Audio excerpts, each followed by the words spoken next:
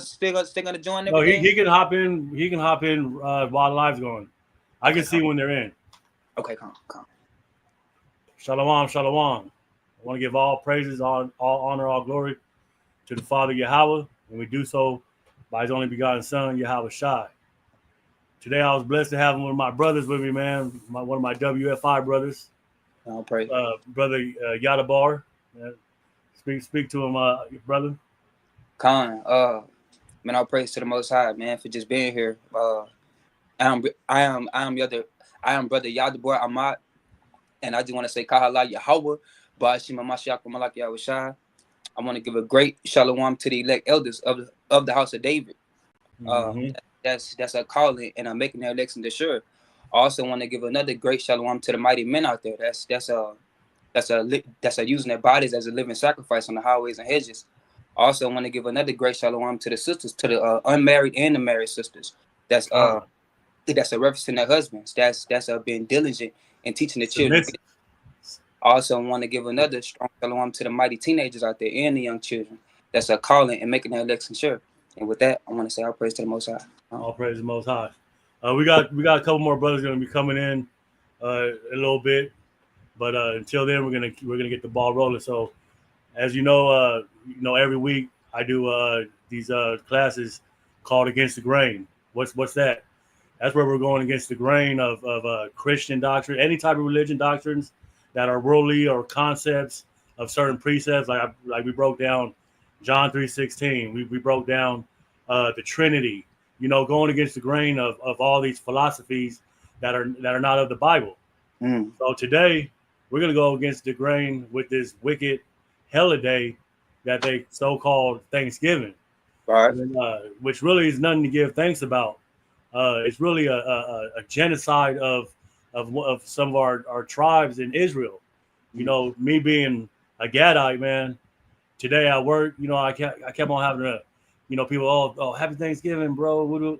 I just kept telling them, like, man, I don't celebrate the genocide of my people. You get them looks like, well, what you talking about? Just look, man, I don't do that, man. It's more of a slap in the face. You know what I'm saying? And we gotta realize the Most High ain't for this. But the Most High did put that curse on Gad for going off. You know what I'm saying? When they did come to the Western Hemisphere, he put certain curses on our brothers, man, for going into idolatry and all these philosophies. So we're gonna go into the history of things killing. We're gonna go into the prophecies and the judgments of what happened with Gad and why does this even happen to them, you know what I'm saying, to the Northern Kingdom, and to celebrate it is the Most High is not dealing with that, man. And I'm not gonna say that I never celebrate Thanksgiving until I was in the truth. Yeah, I was never a pork eater, but yeah, I would gather with my family, and you know what I'm saying, or eat the turkeys, eat all the festivities when it comes to Thanksgiving, and just by gathering with family saying that you don't celebrate, you're still, what are you doing? You're sacrificing foods, right? Burnt offerings, your Kind of still. drink offerings, in the name of Thanksgiving. So the Most High dealing with that. But when I got into this truth and got the knowledge and understanding that we can't be doing this, and I'm going with what the Bible say, man. And Right. for my first precept to dig into that, if you can you give me Titus chapter 3 and verse 3? Con.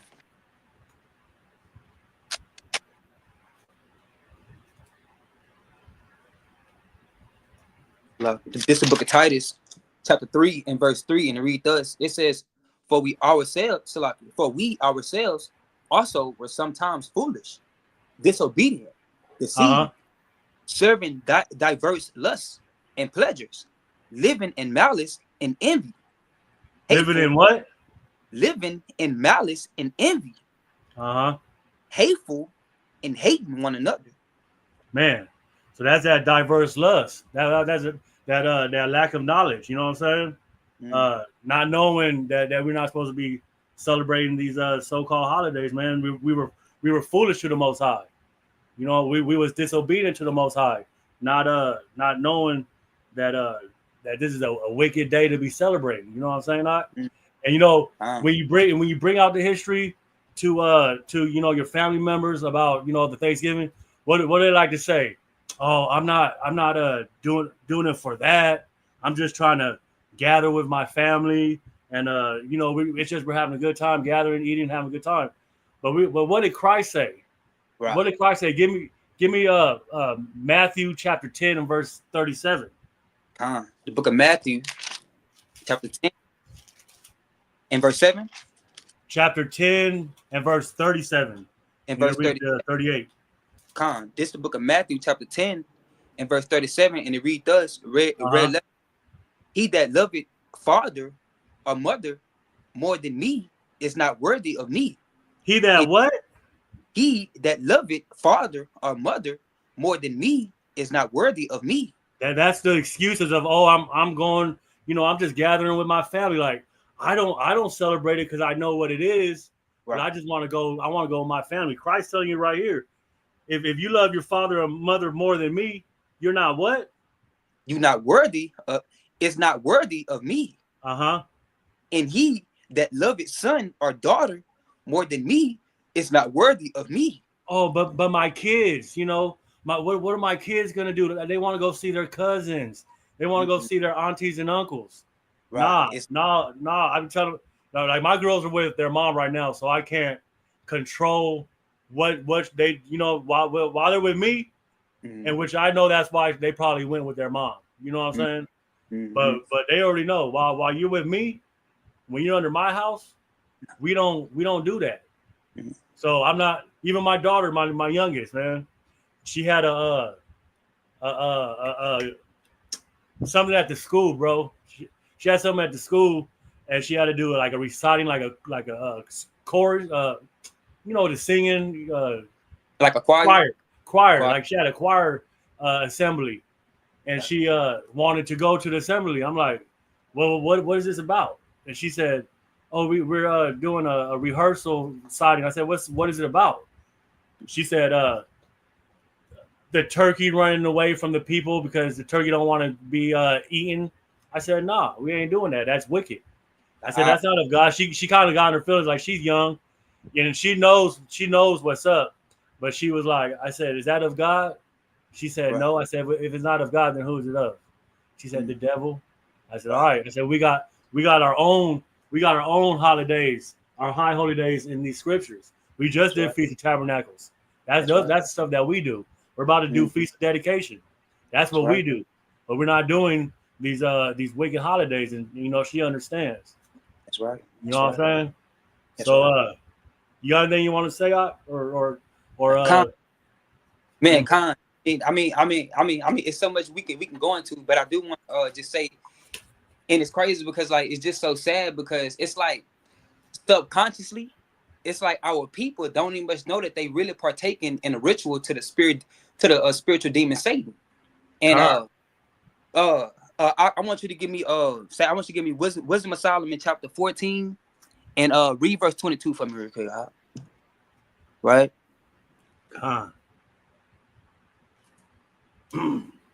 You said Wisdom of Solomon?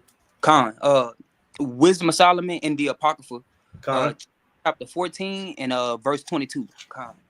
Wisdom of Solomon. Right. Chapter 14 and verse 22, you said? This is the book of Wisdom of Solomon, chapter 14 and verse 22. Moreover, this was not enough for them, that they erred in the knowledge of God.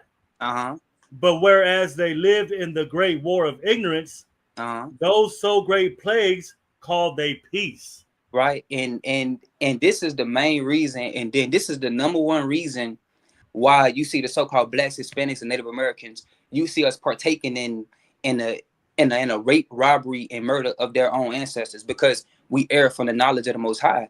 Right? Because the knowledge of the Most High is not Thanksgiving Day, right? It's not Christmas. It's not all these different pagan holidays that you do not find in the Bible. Say, give me a precept for you. Just let. What you have? Yeah. The last one I'm gonna pass it. Give me a Jeremiah 10 real quick. Jeremiah. Jeremiah chapter 10 and verse 3. 10. And I'm glad I got my young Og with me, man. He's a precept ninja, so we're gonna get it in today. I can tell that, hey, man, we finna get it in. Yeah, we're about to get it in, man. So y'all sit back and grab your popcorn. Come on now. And get a pen and some notes. Come on and now. And write this down. Right. This is the book of Jeremiah, chapter 10 and verse 3. Uh-huh. For the customs of the people are vain. Right. For one cutteth.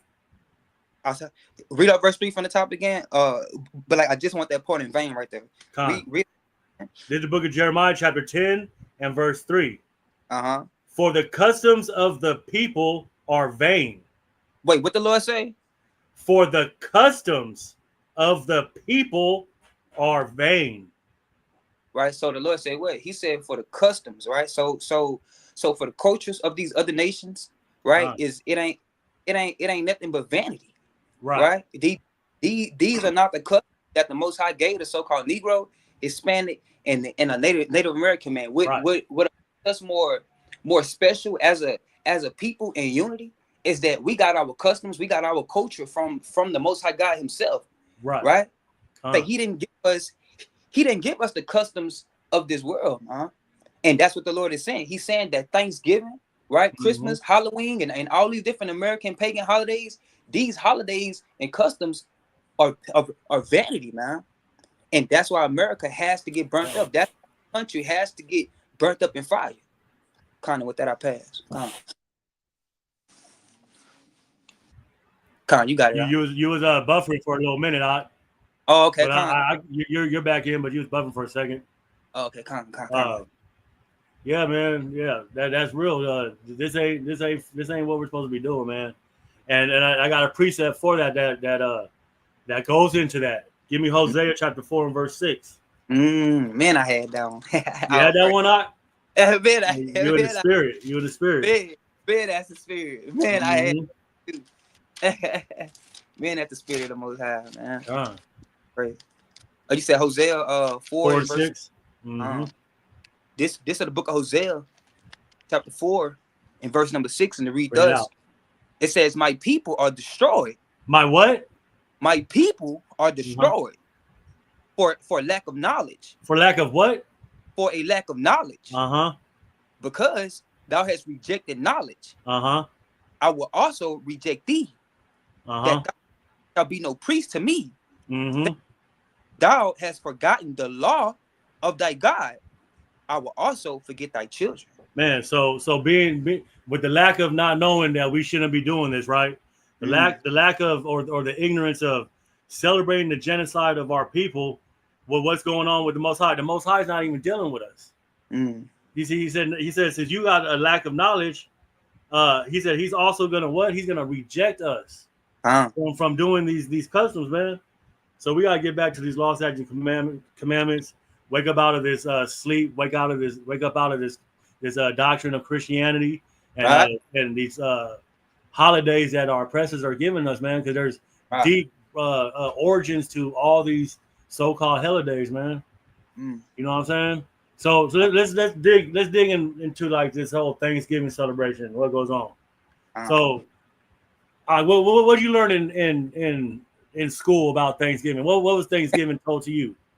I mean, what I was told to me, it was told to me, you know, like a feast that you got your turkey, like you know, just coming from the streets of Louisiana, it was more of like it really wasn't no type of teaching going on. It was really just everybody just following, like you see what I'm saying. So, and really just us seeing whatever we saw. So it was really just turkey and, so you know, like just your normal foods, you know, cakes, pies, and stuffing, dressing, and things like that. But it's like people don't much know that those things alone they represent something. They were symbolic. Right. Every dish is symbolic. Now I don't know. Maybe the curriculum in Louisiana is different than California, but in California, like we had history and social studies and whatnot, and you know, the most common thing was like, oh, the Indians were here and the Pilgrims, you know,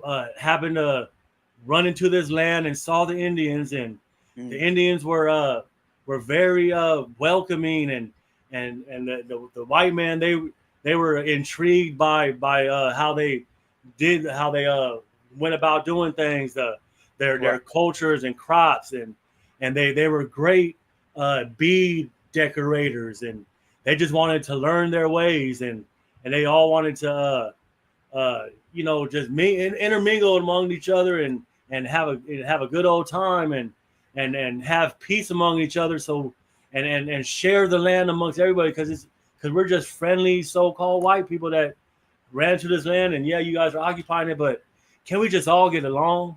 Right. That's in so many words, that's how Thanksgiving was brought about or taught. Yeah, as far as me, like it was more of like a deeper understanding came to me really when I came into the truth, if that make any sense, because by us celebrating Killing Day, it was always okay. Well, we just having a good time, and we just eating turkey.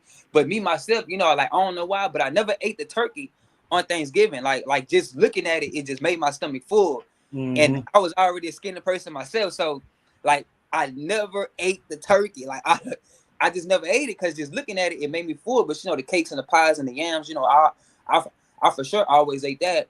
But just like looking at it now, and I just say all praise to the Most High for just just bringing us into the truth, so we can dig into it and get a deeper understanding of what these things are about. And it's like, man, it's like our forefathers, like, it's especially from the tribe of Gad and from the tribe of Reuben. It's like they rolling over in their grave, man. They're really in their grave, and are taking these holidays that was off the rape, rob, and murder off our ancestors. Right. Yeah, okay, so we're gonna ask ourselves, like, how did the Indians, or the so-called Indians, the Gadites, Reubenites, the Northern Kingdom, how did they end up even being persuaded by the so-called white men, these colonizers, these pilgrims, right? How were they able to be persuaded into accepting the so-called white man and what was going on? Give me Psalms chapter 55 and verse 20. Psalms chapter 55 and verse 20. The book of Psalms, chapter 55, verse number 20, and it reads thus. It says, and he had put forth his hands against such as be at peace with him. At be at what? At peace with him. Uh-huh. He had broken his covenant. Mm-hmm. The words of his mouth were smoother than butter. The words of his mouth was what? Was smoother than butter. Oh, hey, what's going on, people? Let's all get along. Let's peace treaty. Show us around. Were smoother than butter. Mm-hmm. But war was in his heart. But what was in his heart? But war was in his heart. No, but peace was in his heart. But war was in his heart. So when it says war is in his heart, war was on that man's mind the whole time. But what was he doing to them Indians, man? Because the Indians, they were very accepting of them.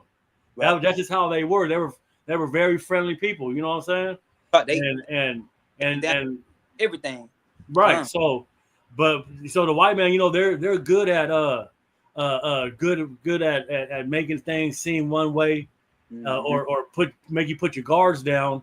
But then when you least expect it, man, they're gonna stab you in the back. Because then at the end of the day, they want this land. That's what's going on. They want these resources. That the pilgrim, a colonizer, the so-called white man. That's what they're good for. They go and they take. They're takers, and they're gonna do it by any means. So war was always in his heart. Was that the rest? Did you go to 21? Yeah. Did you finish it out? Yeah, Khan. It says in verse 21. It says his words were softer than oil. Yet were they drawing swords. Man, so he seemed very friendly to my brothers, man. He seemed very friendly to these Gadites and these Reubenites, man. Right. And what happened? When it was all said and done, the swords came out. Right. And they slaughtered our people, man. They slaughtered our people, man. And that's why the scriptures say go to Sirach chapter 12 and verse 10. Khan. Powerful piece. Khan. Book of Sirach, chapter 12 and verse 10, and it reads thus. It says, never trust thine enemies. Never trust what? Never trust thine enemy. No, give them a chance. Never trust thine enemy. Uh-huh. But like as iron rusted, so is wickedness. Man. So that little bit of rust, you know, when you see that little bit of rust, you think, oh, let me wipe it off. It'll go away. Right. The rust eventually is going to what? It's going to spread. It's a con. Just like that rust, that little bit of rust, that little bit of wickedness in that so-called white man when they was dealing with them Indians, eventually that wickedness spread like rust. Right. You know what I'm saying? And it's just it is sad to know what really happened to our people, because they, at the end of the day, if you know, when they went to this Western Hemisphere, and they, you know, because they went over there, they was keeping the laws. They knew the laws. They knew the Bible. They were speaking Hebrew, native Hebrew tongue. Right. But it's like, you know, they got lax. They got laxed out there, and then they started, you know, we're gonna get into it. You know, start falling into idolatry. Certain customs. They probably picked certain customs that the white man was doing when they came to the land. Oh yeah. You know what I'm saying? Oh yeah. You got anything you want to bring out? Con, and it's crazy because, like, to add on to that, when they came, because, you know, like they came with the Bible and the cross, right? It's like when you sit back and you go into the history, and when they came with the Bible to the Native Americans told them, they was like, don't y'all know that that's all, like they already knew that was their book. Mm-hmm. Y'all coming over here with a doctrine, but y'all must know that we already know who we are. But but I want you to go back to Hosea real quick. And chapter 4, and I want you to read verse 1. Hosea 4:1. This is the book of Hosea, chapter 4 and verse 1. Hear the word of the Lord Yahweh. Wait, do what up? Hear the word of the Lord Yahweh.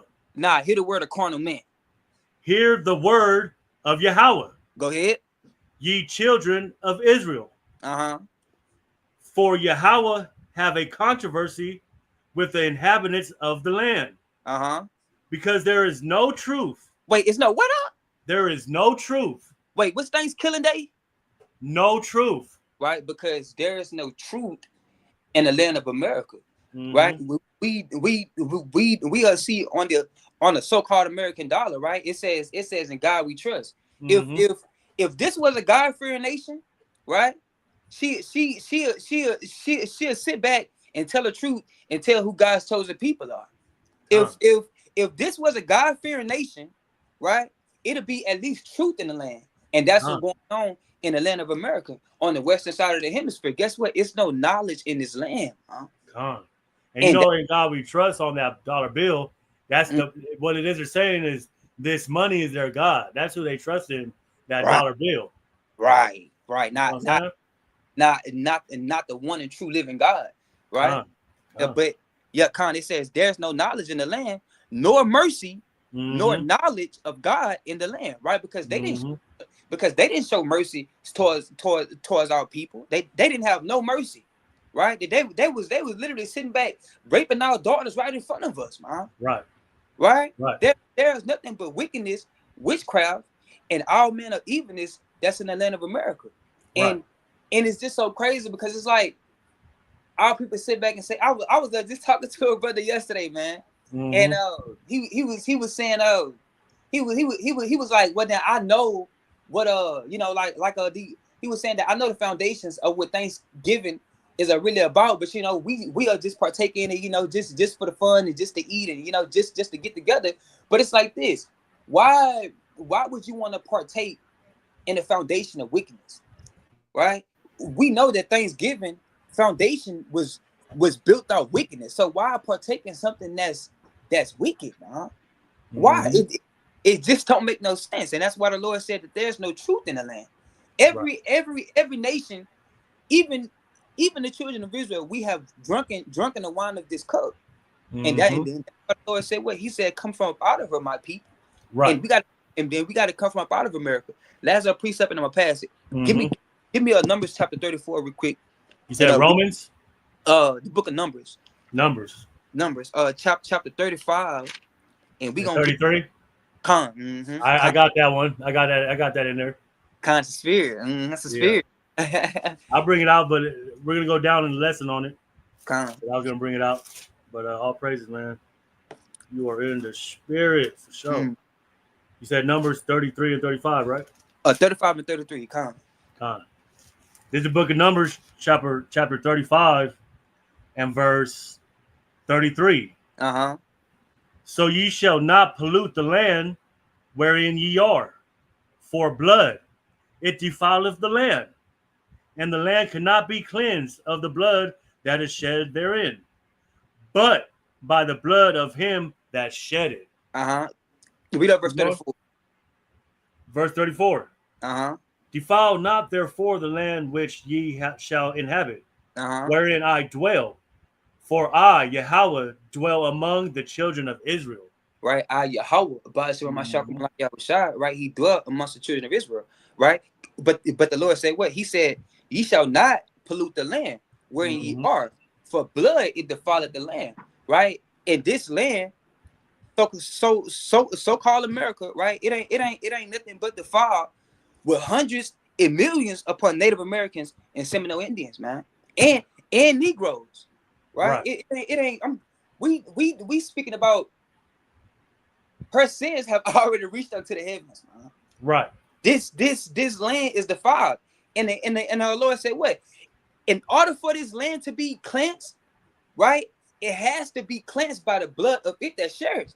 Right? And that's why so-called white people, that's why they gotta go down, man. That's why they have to be destroyed. We gotta get back. And that's just said Yahweh Bashim Yahushua. Right? We ain't sitting back asking for the reparations. Reparations, right? It's not what's gonna cleanse America. Right? It's you know that song how they say get it back in blood. Right? The only way, right? This land is gonna it ain't gonna be no money, right? It ain't gonna be no huggies and kisses, right? It ain't gonna be joining the so-called military, right?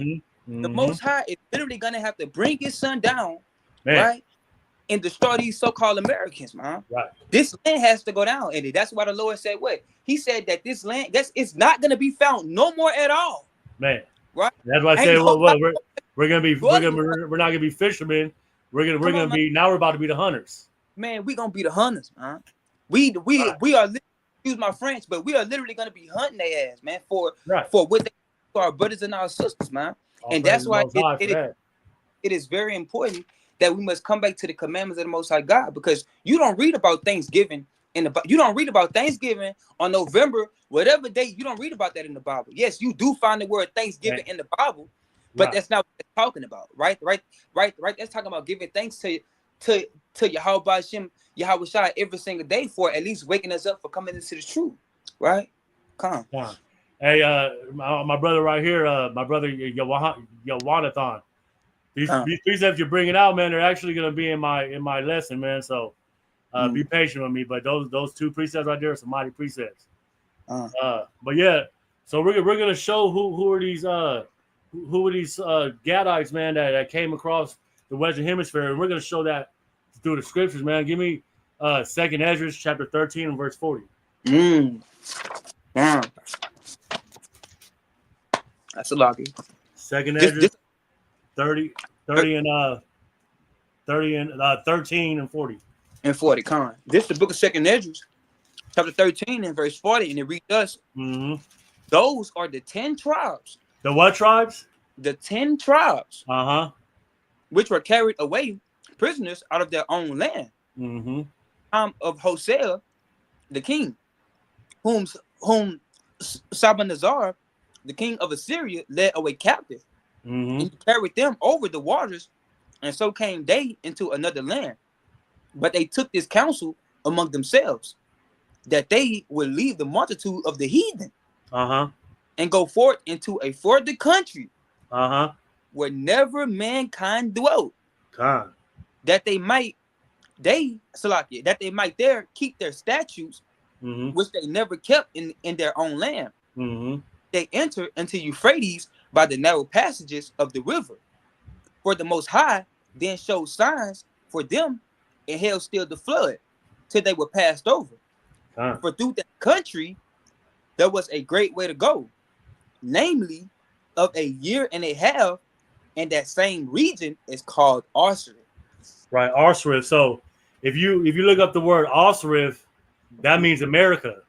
Right. You know what I'm saying? That means America. So the north. So it said the 10 tribe. That's all Northern Kingdom. So Right. not only Gadites, Reubenites. Well, Issachar was with us. Nephilim. All our Northern Kingdom brothers, man. They sojourned to these western parts of America, to America where no man has dwelt. But I want to backtrack real quick on one thing when you said how he said war was in his heart. Can you give me Habakkuk chapter 1 and verse 6?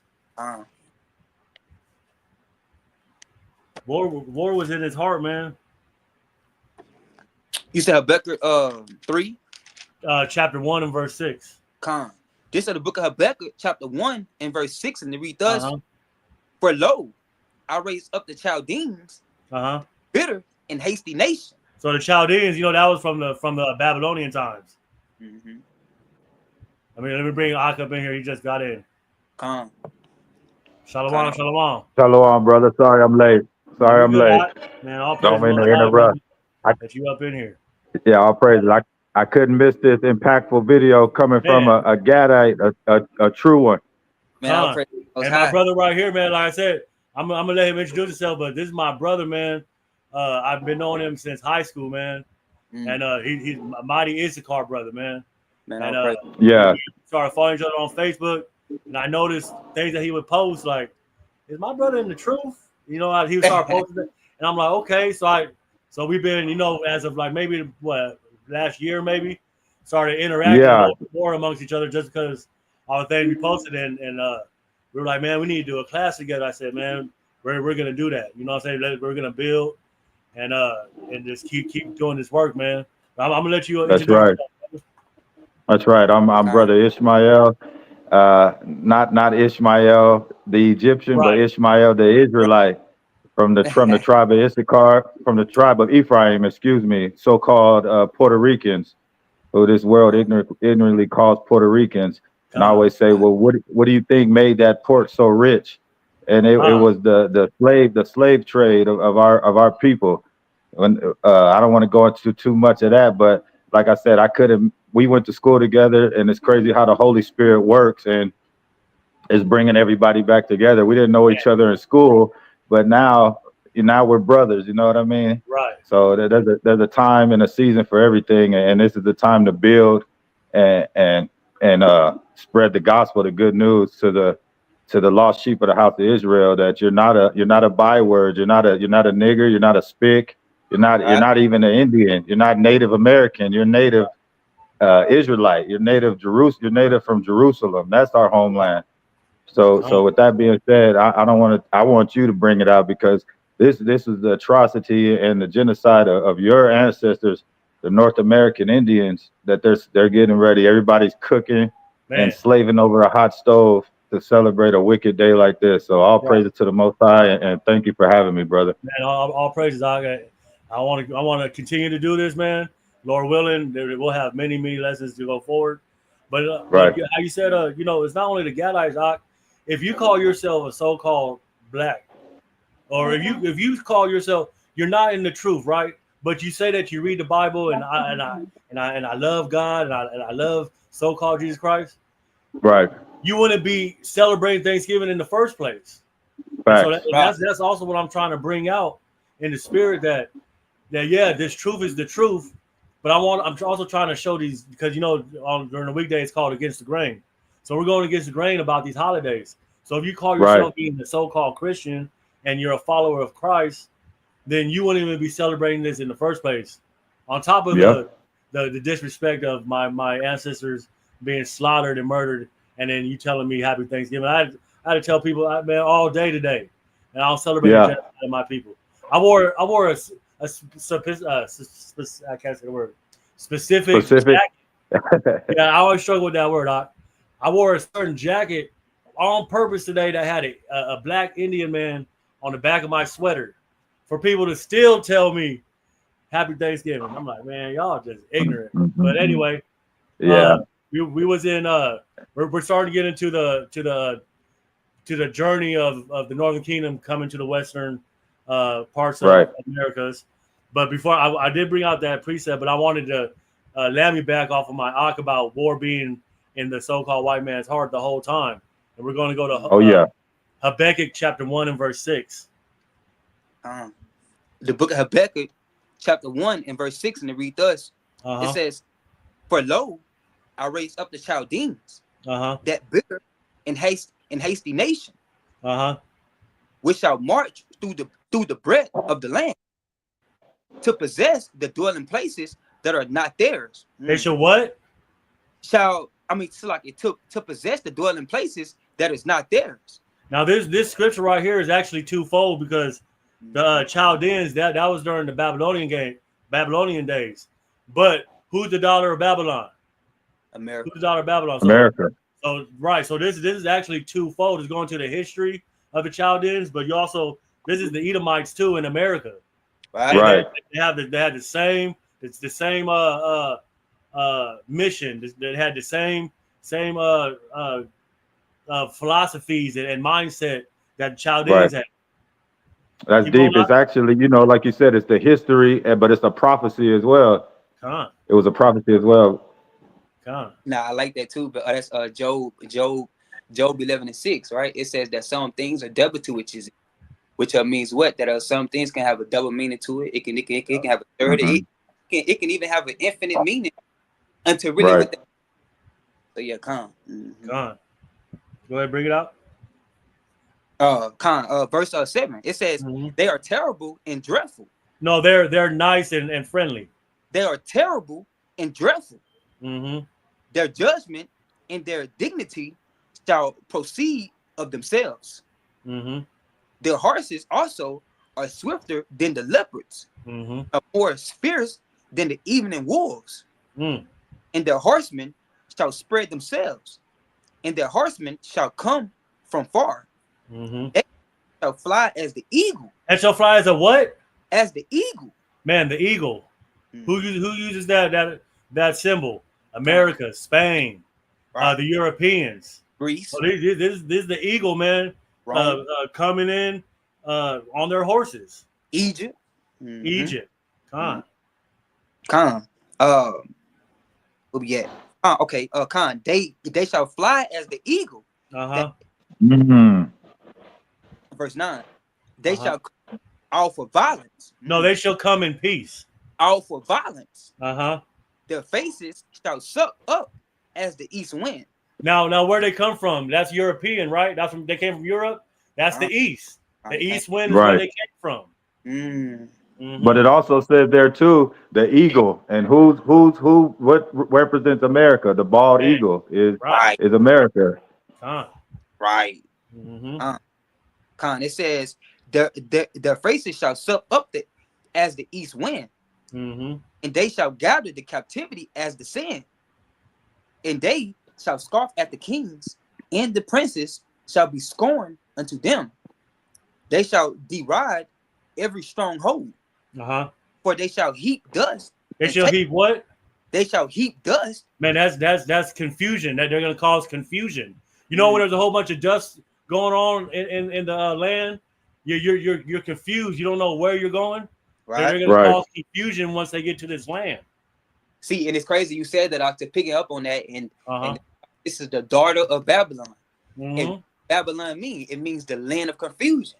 Man, that's you're going to go to 11. You're just going to go to 11. Verse 11. It said, how his mind changed. It passed over and offend. Imputing this his power unto his God. So now he's gonna change his mind. So what? After he murders, robs, and rapes all the so-called Indians, Northern Kingdom, get all the land, then he's gonna say, why can't we just all get along? John 3:16. Right. Now his mind is ready to change. After he did what he did, we're gonna forget what he did. Right. So now he's ready to change his mind and say, that was the past. Can we let's have a do-over while you just murdered millions of my people. So now his mind's ready to change after his objective was fulfilled. You know what I'm saying? That's the evil and the wickedness of the so-called white man, man. All right. Man. So I got a precept on that. I got a precept on that. Go ahead. You got the book of Psalms 55 and 21 says, Oh yeah. the words of his mouth were smoother than butter, but war was in his heart. His words were softer than oil, yet they were drawn swords. And that just goes, the white man will throw a rock and hide his hand. He'll as soon as you turn your back, he's gonna plunge his sword in your back. And that's what they did. They gave the Native Americans smallpox and lice and all kind of different. They called giving them blankets and you know, brought all their disease and pestilence and filthy. The white man is filthy. They come they come from the mountains. They were really the cave dwellers. They tried to make us seem like we were cavemen, but they're the true cavemen. We're a royal people, a holy people unto God. Even the so word, that's another precept Indian, on that. The definition of Indian is savage. So they, you know, really? no, y'all the savages. Yep. Y'all the savages. Right. Man, the savages. Come on now. But we're gonna continue. We're civilized people. Crazy. We're gonna go. Let's go back to Second Esdras chapter 13 and verse 40. The history of how Northern Kingdom even got to Americas. The book of Second Esdras. That's very important too. Yeah. Oh yeah, we got to get that. The book of Second Esdras chapter 13. Yeah, bring it out, Doc. And it reads thus. It says, those are the 10 tribes. The what tribes? The 10 tribes. The 10 tribes. That's Northern Kingdom.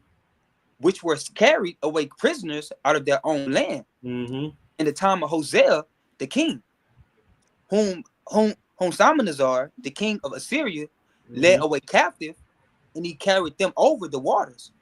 And so came they into another country, into another land.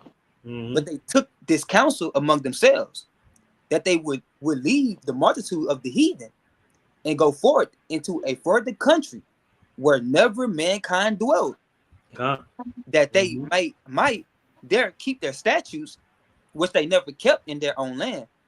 And they entered into Euphrates by the narrow passages of the river.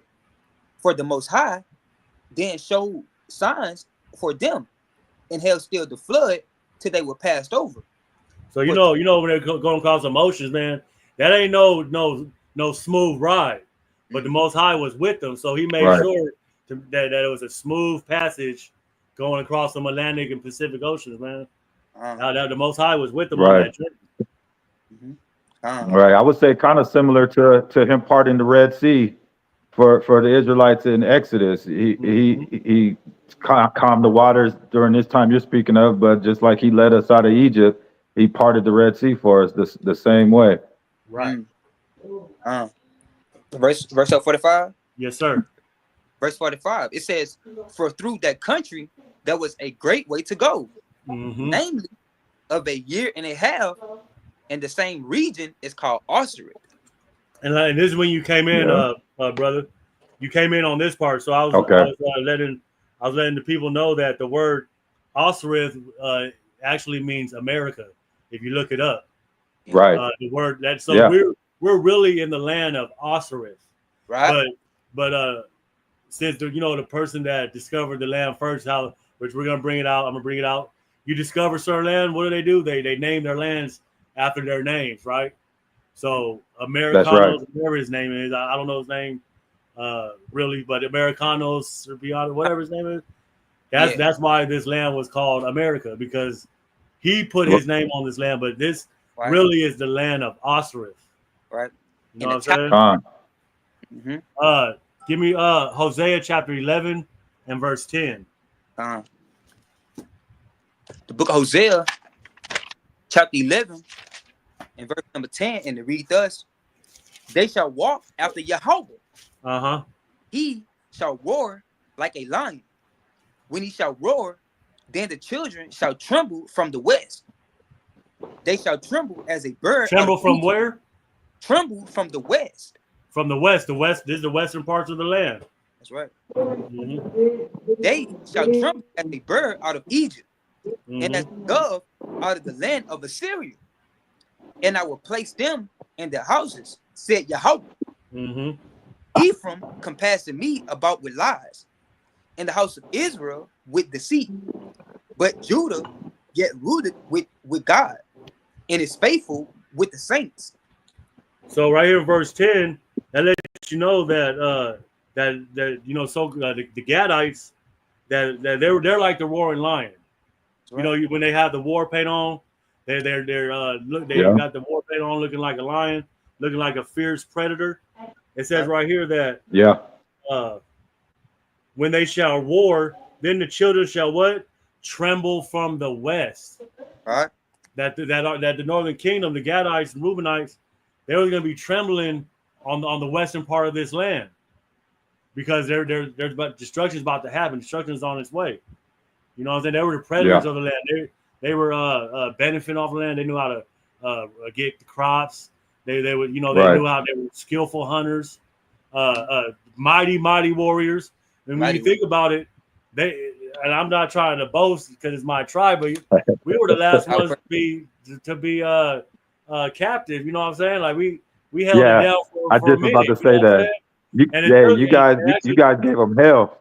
Right. We held a long time, and actually they had to get get Judah and even Ephraim and Issachar to even enslave the Gadites.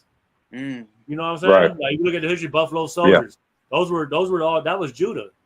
And they was getting the brothers out there, the Issachar brothers, to build up a troop, an army to even overthrow the land with the Gadites. You know what I mean? And it's crazy because I want to add on to that, because more of like the so-called white man, bro. He not stronger than a so-called Gad. I mean, he not stronger than a so-called Native Americans. It was just a simple fact. Right. It was just a simple fact that the Most High, he took the Holy Spirit away from them. Why? Because they went off and they broke the commandments, right? But if when you sit back and you go all the way in the Old Testament, all the way to Revelations, and you read these specific accounts, and you see when we was living righteously, and we kept the commandments, the Most High always gave our enemies into our hands. But the minute we stop keeping the commandments, guess what? Our enemies, they set back and became a snare hole. And we was outnumbered. We were still giving it to them. Come on, now. The scripture says, if we take them away from their God, that's how we can defeat the Israelites when their God is not dealing with them, and we have to make sure that they stay in sin. That's right. For us to even overtake them, because when the Most High is with them, man, it can be 10 on 100, and are those 10 Israelites put in major work. You know what I'm saying?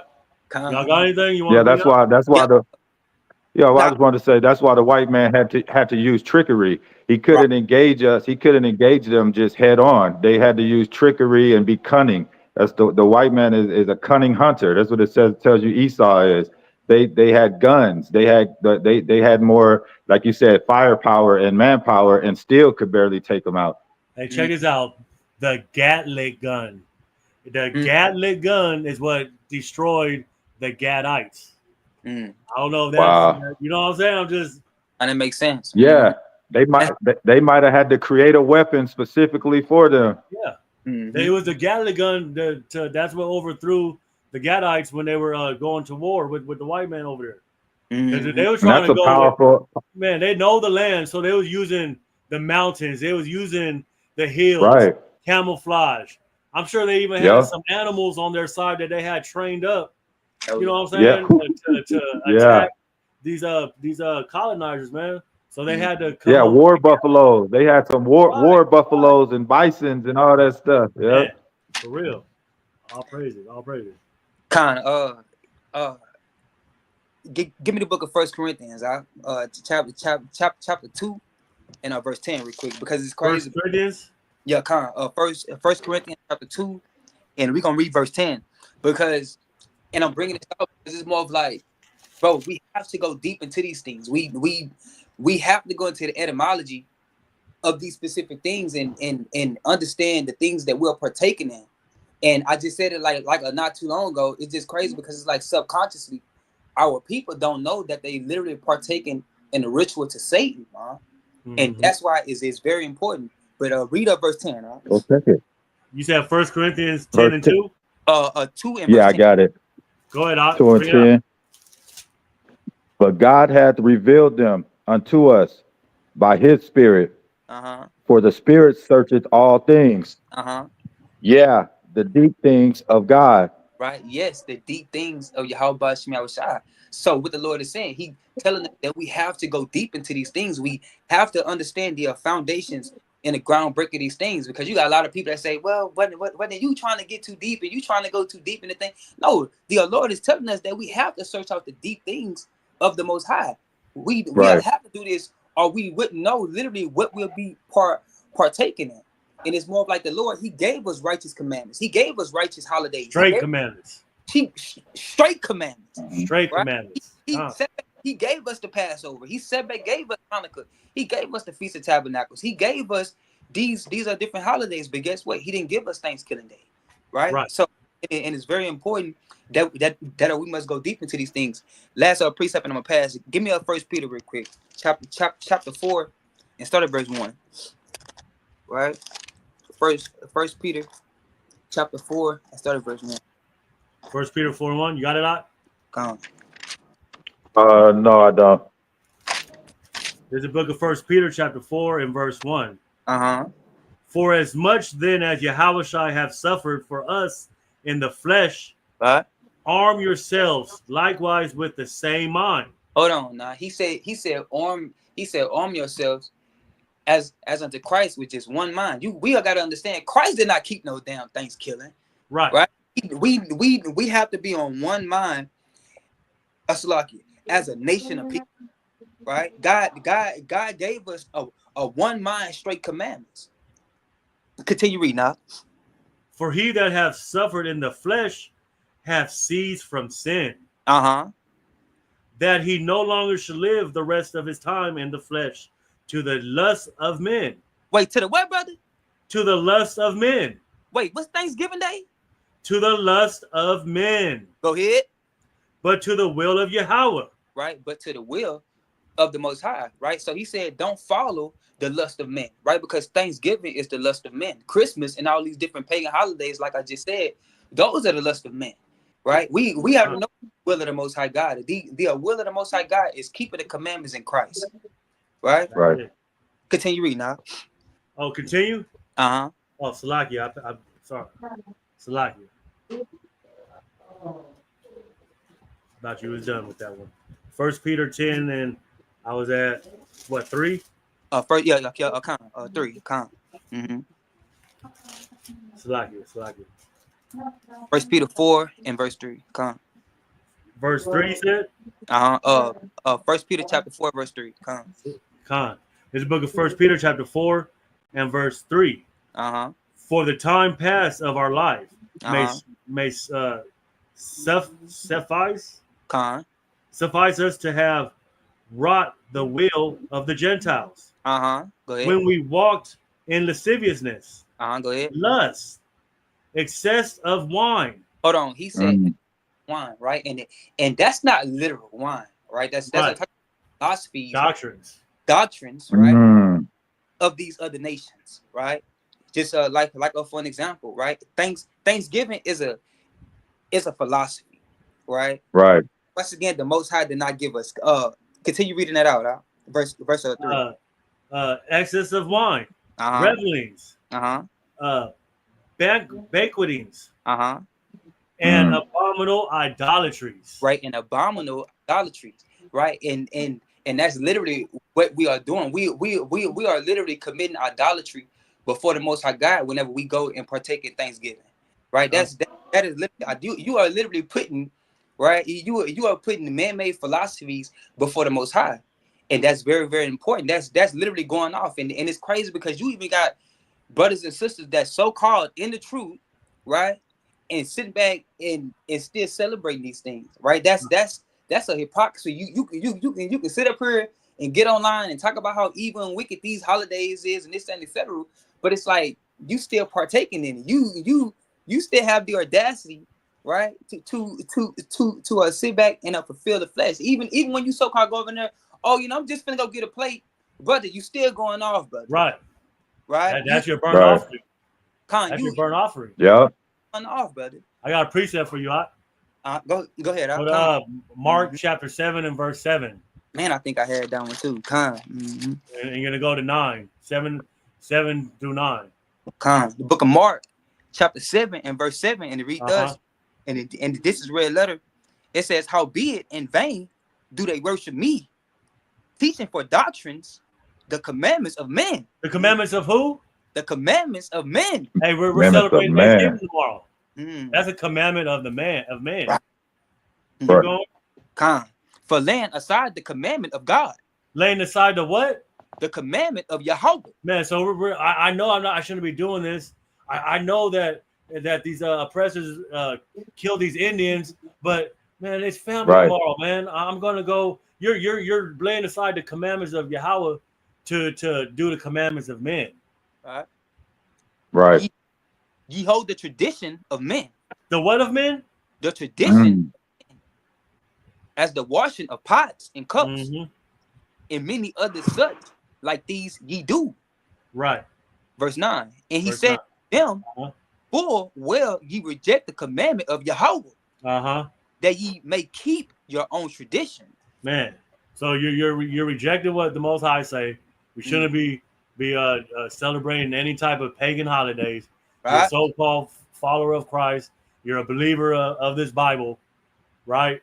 But what you're gonna set all this aside to follow the commandments of this wicked holiday, this genocide, this celebration of the Indians being slaughtered, man. Right. I got another precept. Go to Colossians 2:8. Come on, man. I had that one. All right, we're in the spirit. That's bad. I like I already had all this. I already had that written down, man. So Hey, Ishmael, whenever you got something, man, like this is not, if you got something, bring it out, man. Like, you know. I do. I got one right after you. That's gonna piggyback off of the one you just said. We'll go after you, huh? The verse 8. Man, I'm starting at verse 6 on this, man. Man, it's powerful. Go ahead. Colossians chapter 2 and verse 6. As ye have therefore received Hamashiach Yahushua, the Lord, so walk ye in him. So what? So walk ye in him. No, so walk in the ways of men. So walk ye in him. Uh-huh. Rooted and built up in him, established in the faith, as ye have been taught, abounding therein with thanksgiving. Not actually. Beware. Right. Beware, lest any man spoil you through philosophy and vain deceit. Through what? Through philosophy and vain deceit. After the traditions of men. No, the traditions of Yahweh. Tradition of men. No, the traditions of Yahushua. Traditions of man. After the rudiments of the world, and not after Yahweh. No, it is after Christ. Not after Yahweh Mashiach. Man, that's clear cut. That's clear cut right there. Clear cut. You know what I'm saying? What you got, Doc? Let me hit him with this one. I got 1 Corinthians 8:7-11 reads, "Howbeit there is not in every man that knowledge." 1 Corinthians what? Howbeit there is not in every man that knowledge. For some with conscience of the idol unto this hour eat. It is as a thing offered unto an idol, and their conscience being weak is defiled. But meat commendeth us not to God. For neither if we eat are we the better, neither if we not are we the worse. But take heed, lest by any means this liberty of yours become a stumbling block to them that are weak. Right. For if any man see thee, which has knowledge, sit at meat in the idol's temple, shall not the conscience of him which is weak be emboldened to eat those things which are offered to idols? And through thy knowledge shall the weak brother perish, for whom Christ died. So that even goes into to even say, it like you were saying before, you know it's wrong, it's messing with your conscience, you know you shouldn't be celebrating this holiday, but just for the simple fact you want to see your uncle who just got out of prison and is going, you're putting all of these things and people above God and his commandments. And that's what we're not supposed to put nothing above the Most High. He is the highest of high. So nothing can be above the Most High. All right. And even though it says the temple here, our body is the temple. So you're defiling your temple with these meats sacrificed and offered to these idols of this world and these other religions. And the drink offerings when you get that yak from Yep. or you get a beer out that refrigerator, that's your drink offering to that holiday. Fact. You know what I'm saying? And it's everything is spiritual. So you can tell yourself that you're not doing something, but in the spirit realm, you're feeding that you know what I'm saying? That yeah. You know what I'm saying? Yeah, I definitely do. That salacious spirit or that lustful spirit, it's spiritual. It's in you. Right. It's that just like when you fast and you give up the world, worldly pleasures of this world, it's the same. There's that hunger, there's that beast that inside of you that craves these things. So yeah, it's definitely spiritual. Bring out your precept. Yeah. Kind of. Wait, you say you had something, brother? No, I was just trying to get, if you're done. Oh no, yeah, I want you to give me, man, just man, let's go to the classic. Give me a Romans 12. I'm sure you're gonna have more precepts, but I'm still at the first quarter of the sheet. Hey, but all praise the Most High, man. I'm not tripping. Like we can go all night. I'm not worried about it. You know what I'm saying? I'm trying. Yeah, I definitely feel the spirit is with us. I definitely when the last brother was. Man, we can go all night with it. It's all good. Mm-hmm. Yeah, you brothers are giving me chills. Of the Gadites, though. Like we're trying to, I'm trying to edify the people. Like we're gonna get precepts all night. Right. But I'm just trying to flow with the class, and there's precepts that we're bringing out that are actually in the class. So I'm kind of just saying, whatever, we're just gonna roll with it, and I'm crossing out as we go. It's all it's the spirit. Okay. I'm not worried about it. Go to Deuteronomy chapter 33 and verse 1. Deuteronomy 33. Yeah, and I do want to get that in Romans 12 too. You said Deuteronomy 33? 33 and 1, and then after verse 1, you're gonna drop down to 20. Then we're just getting the context. I'll grab that Romans 12 for you. This is the book of Deuteronomy, chapter 33 and verse 1, and it reads thus. And this is the blessing wherewith Moses, the man of God, blessed the children of Israel. Blessed who? Blessed the children of Israel. Before his death. Verse 20. Verse 20. And of Gad, he said, blessed be he that enlarged Gad. He dwelleth as a lion. As a what? As a lion. So the Gadites, those are as a lion. Those are fierce predators. King of the jungle. So Gadites, they were kings of the land where they were at in these western parts of the hemisphere. Keep going. And teareth the arm with the crown of the head. So that right there, tearing the arm of their head. That's when like they'll have rituals where they would do what you call like a blood oath. They will cut their hands and they will mingle their blood with their brothers. So that was a blood oath that the Gadites used to do. Verse 21. And he provided the first part for himself, because there in a portion of the lawgiver was he seated, and he came with the heads of the people. He executed the justice of Yahweh in his judgments with Israel. All right, so we didn't have to go to 21, but I didn't want to cut you off. But it says when he teareth the arm with the crown of the head, that those you see right here, right? The feathers, that's the crown of the head of the Gadites. Very unique crowns that the Gadites used to wear. You know what I'm saying? So this showing you that we got brothers. There's certain brothers that just don't subscribe to Gadites being Indians, but this is right here, man. It's clear as day who they're talking about. Right. You know what Bring it out. Bring it out. I'm really clear and uncut that the Gadites are the so-called Native Americans, man.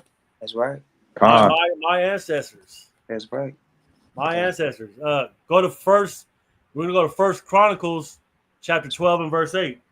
First Chronicles. First Chronicles, chapter 12 and verse 8.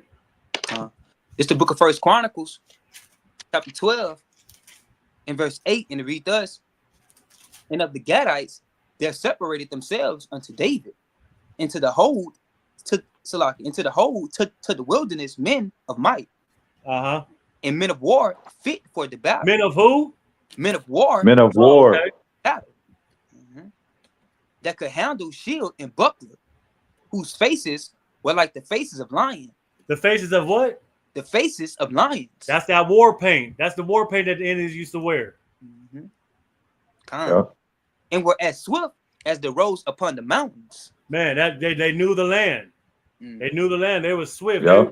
They had all type of little formations that they used to do when they went into battle. They was fast. They was runners. You can see on some of the movies. Yeah. And them Gadites, man, they used to get off in the land. Get off. Yeah. Stamina on point. Stamina on 1,000. Yeah. You know what I'm saying? And ain't have no gun or nothing. No gun, no nothing. Right. Right. It's crazy, and it's crazy because like even when you sit back and you look at the so-called Mexicans, man, from the Mexicans to the so-called Native Americans, it's more of like, bro, like they share the same culture, like they share the same culture. They like anytime they always went to war, they always put a paint on their faces and always dress the exact same. If y'all really pay attention to the so-called Mexicans, like they share the same. Yeah. Man. You bring out that precept box that you needed. Romans 12 and 1, and then I'm gonna back that up with Sirach. That Romans 12 and all right. Start at verse 1 on that. I'll get the Sirach one for you. Okay. I got Romans 12 and 1 reads, beseech you therefore, brethren, by the mercies of God, that ye present your bodies a living sacrifice. Hold on. He said holy. He said that you present yourselves as a living sacrifice, right? But we are literally sacrificing righteously to Yahweh Shem Yahushua when we don't partake in Thanksgiving Day. Right. That is that we give into Yahweh Shem Yahushua. As we sit back and we keep the righteous and we sit back and keep the righteous holidays to Yahweh Shem Yahushua, that's literally giving up an obedient sacrifice. Continue that all right. Right. We're the sacrifice. Yeah. Let me hit it again. Romans 12 and 1. Beseech you, therefore, brethren, by the mercies of God, that you present your bodies a living sacrifice, holy, acceptable unto God, which is your reasonable service. Right. And this the point. Verse 2. Hey, can I say something when it says to be holy? So we got to be separate from these traditions and these holidays that the world is doing. Come on now. He's telling us that we got to set apart ourselves from those traditions. Come on now. And it's crazy you said that out because that alone right there, that's what makes us holy. Because he gave commandments. Right? He didn't get a commandment to no other nation but us so-called Negroes, Hispanics, and Native Indians. Right? That alone is what makes us holy. But continue verse 2, Verse 2 reads, and be not conformed to this world. Wait, what the Lord say? But be not conformed to this world. Be ye transformed by the renewing of your mind, that ye may prove what is that good and acceptable and perfect will of God. Right. So the Lord said what? He said, be not conformed to the patterns of this world. Right. We already know the patterns of this world. The patterns of this world ain't nothing but witchcraft, vanity, right? Evenness and wickedness. We cannot be conforming to the patterns of this world. We can't be conforming to the patterns of America. We have to be conformed unto the law, statutes, and commandments and faith in Christ. Right? Yep. Right.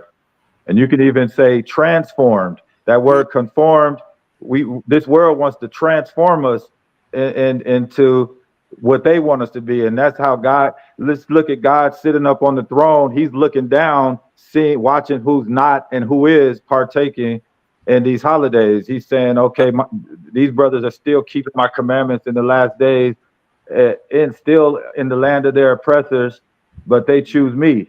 So I'll choose them. And that's why he said, "Be ye transformed by the renewing of your mind," which means what? He's saying we have to change, man. Yes, we Right. know all step back and we partake in the cup of America, but we have to change our ways. The Lord, he, you ain't gonna find nowhere in the Bible where the Lord said, "Okay, well then come as you are." No, nigga, he wants you to change, nigga. Right.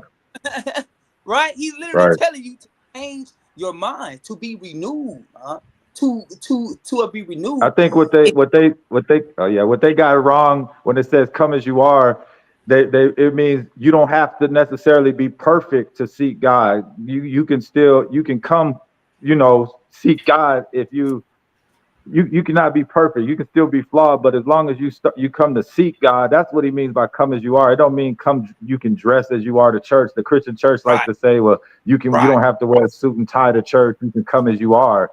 But no, God says, "Come as you are in the flesh. Come as you are to me, and then I'll do the rest." Right. The last one, in Sirach, chapter 9, and I want you to start at verse 15, and read up verse 15. Chapter 9, verse 15 and 16.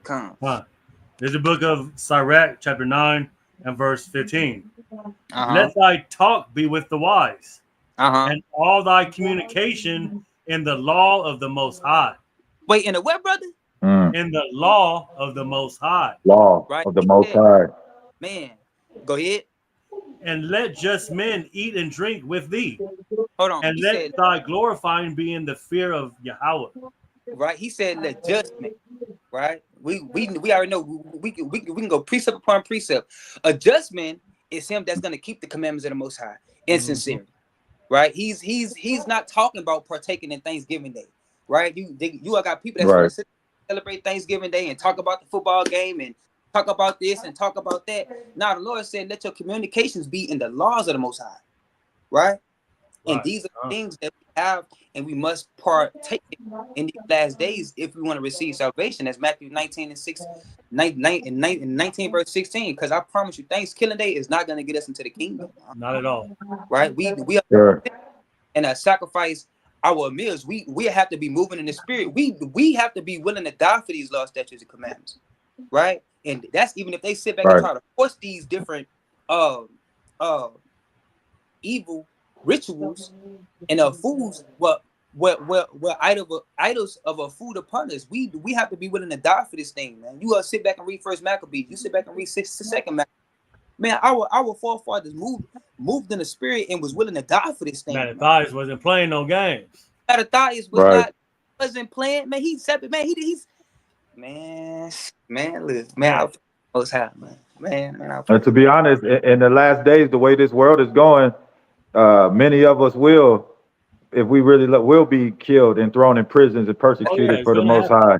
That's right. And yep. Thus saith the Lord. Man, thus saith the Lord. Yeah, man. Just continuing on. So the Gadites, Northern Kingdom, we was over here in the Western Hemisphere. We were supposed to be over, we're keeping the laws. We know that we're Hebrews. We know we're Israelites. They knew the Bible. But eventually they got lax. Eventually they started going off. And once we start breaking the laws, that's when certain curses are going to come upon us. Right. So they went into a lot of idolatry. If you know what, with the Indians, they had, it's raining, they're calling on the rain gods. They kept the full moon, but now they started worshiping the moon gods, the sun gods. They had gods of the animals and the animal gods.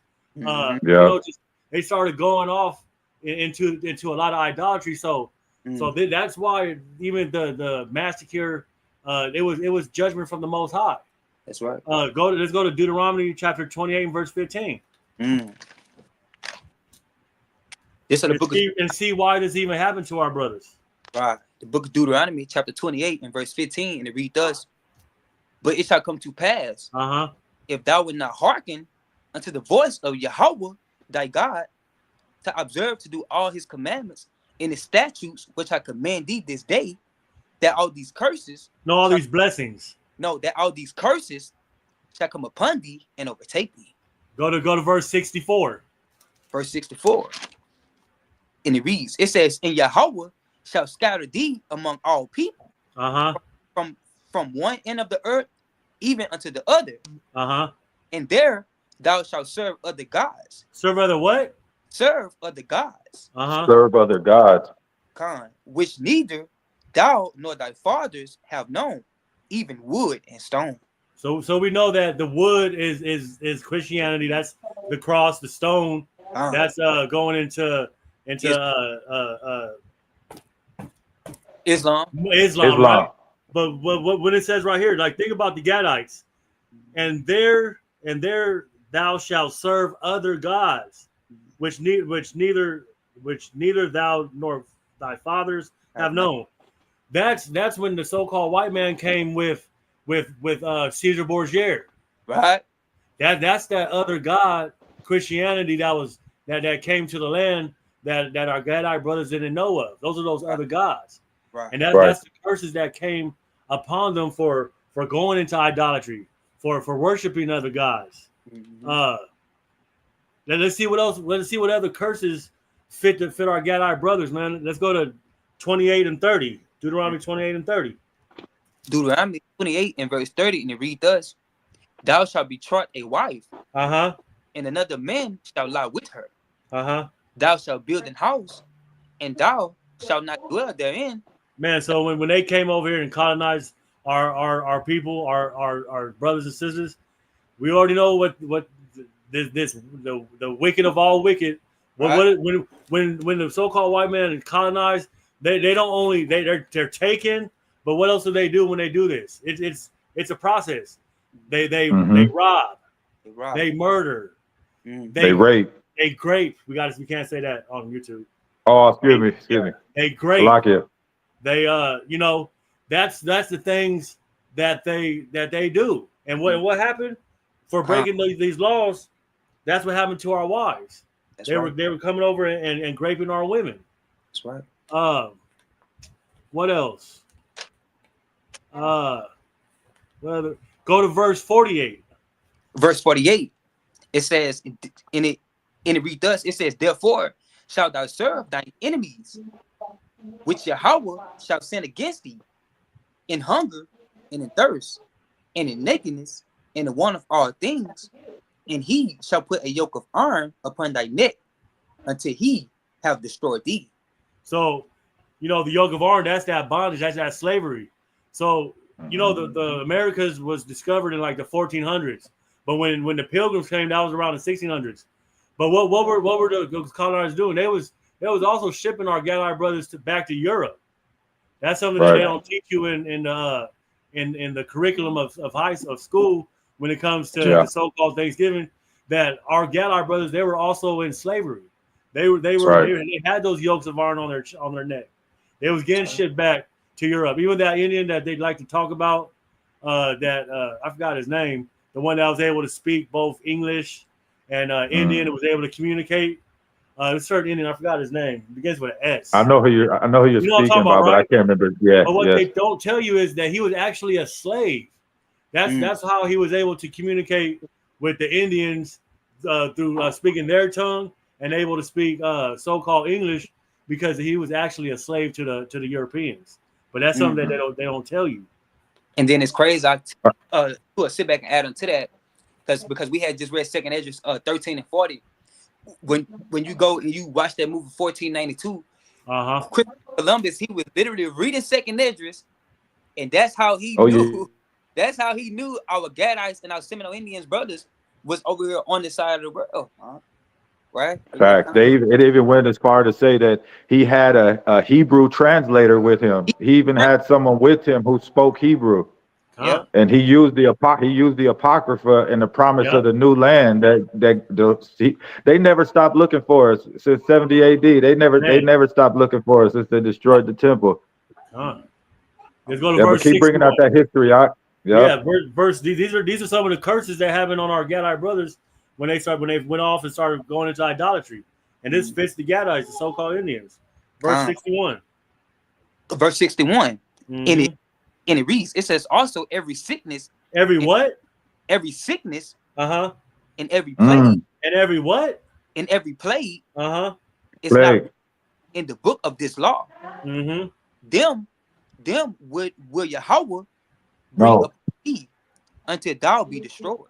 Man, that's all them smallpox, all the diseases that the Europeans brought over, those the stuff that they put on those blankets and the measles and all that.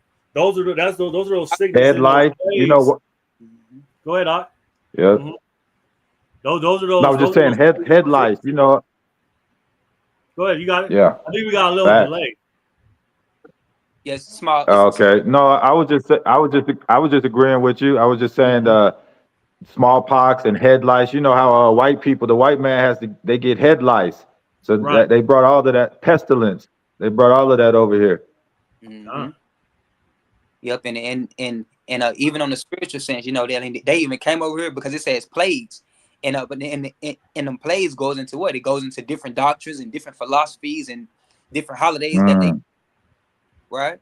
Bro, man, how glad I used to Indians, brothers and sisters. We didn't know anything about no damn Thanksgiving. Right. We didn't know anything about that. Right? But we just grew up following the different. Grandma did it. Mom, pops did it. Right. We now this is just what we do. Right. Traditions of right. And it's right. Like when you sit back and you enslave a people for so long, man. And it's like you have to give them that. You have to take everything that they ever knew about themselves, their language, their God, their culture, the things that they used to do, the way they used to dress, just everything they ever did. You have to take everything away from them and destroy as a whole race. And it's crazy because it's like every nation have been slaved, but nobody have been slaved like the so-called blacks, Hispanics, Native Indians. We have been enslaved so bad to where they have to take our whole identity, everything we ever. And it's just so crazy because it's like, if we not these people, man, I don't know who is. If we ain't these people, then I don't know who is, because it's just so crazy. Because I was talking to Ak the other day. I was like, if we not these people, why are we the only people after hundreds and hundreds of years? Why we went back to a language that nobody ever even spoke before? Right. Mm-hmm. Right? But an ancient language, bro, don't. Man. It's big, huh, man. Man, I'm in the spirit, but it's kind of making me mad because it's like, damn. Yeah. Hey, what does it say? It says, what's scripture say? Make a wise man mad. Oh, yeah. Oppression makes a wise man mad, man. That's why you feel that. Right? But the comfort of these scriptures is supposed to, help with all that, man. Because it's for our learning and understanding. To know what our people went to. It's supposed to bring us comfort, because it's gonna happen again. It's a circle. So it's supposed to prepare us for what's to come anyway. But that oppression, that's what's making you mad, huh? Yeah. Let me get Say I got 2 more precepts out and then I'm good on it. But you got it though. Yeah, come on. Okay, let's go to Genesis 49, verse 1 and 2. And then after you do 1 and 2, jump down to 19. Come. This the book of Genesis, chapter 49 and verse 1. Wait, in verse. Okay, come.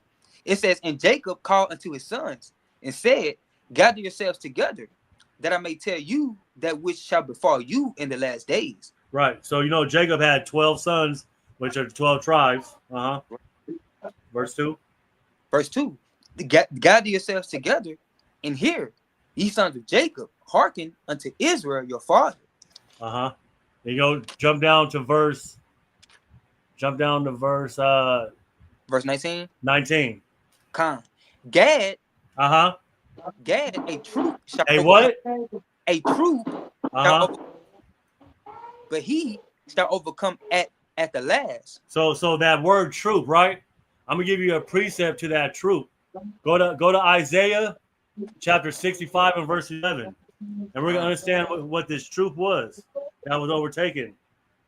Book Isaiah, chapter 65, and you said verse 11. 65 and 11, Khan. This the book of Isaiah, chapter 65 and verse 11, and it reads thus: But ye are they that forsake Yahweh, that forget my holy mountain.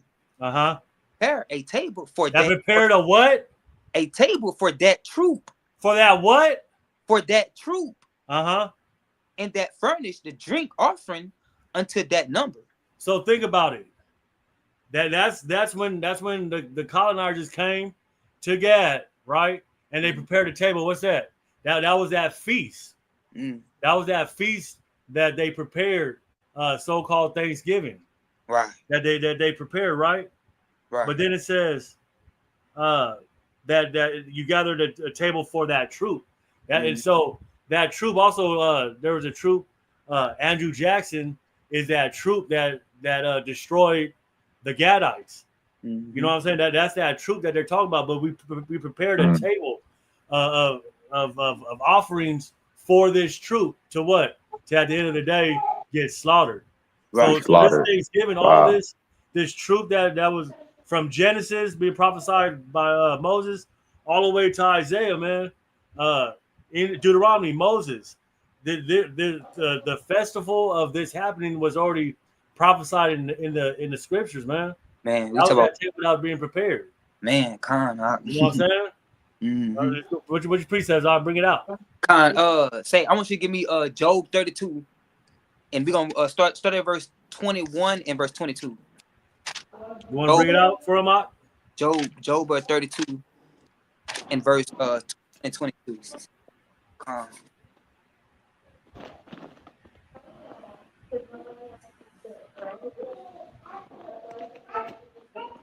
I just wanted on a side note, man. I'm having a good time with y'all, man. Man, I'll pray. We're in the spirit, man. Man, I'll pray. This is really helping my zeal too, man. I'm just like, I can definitely feel the spirit and how we're going about it. Right. I look forward to many more days of this, man. Man. Lord willing. Job. Yeah, I can definitely feel the spirit. The spirit is amongst us. Job 32 and what? Verse 21 and verse 22. Come. Job 21 and 22. Job 32 and 21 and 22. Okay. Job 32 verse 21 reads, "Let me not, I pray you, accept any man's person, neither let me give flattering titles unto man." Hold on. He said, "Let me give flattering titles unto men." Watch this. Read up verse 22. Verse 22, "For I know not to give flattering titles, in so doing my maker would soon take me away." Right? Maker would soon take me away. And what is flattering titles? That word flattering titles, it means insincere praise, right?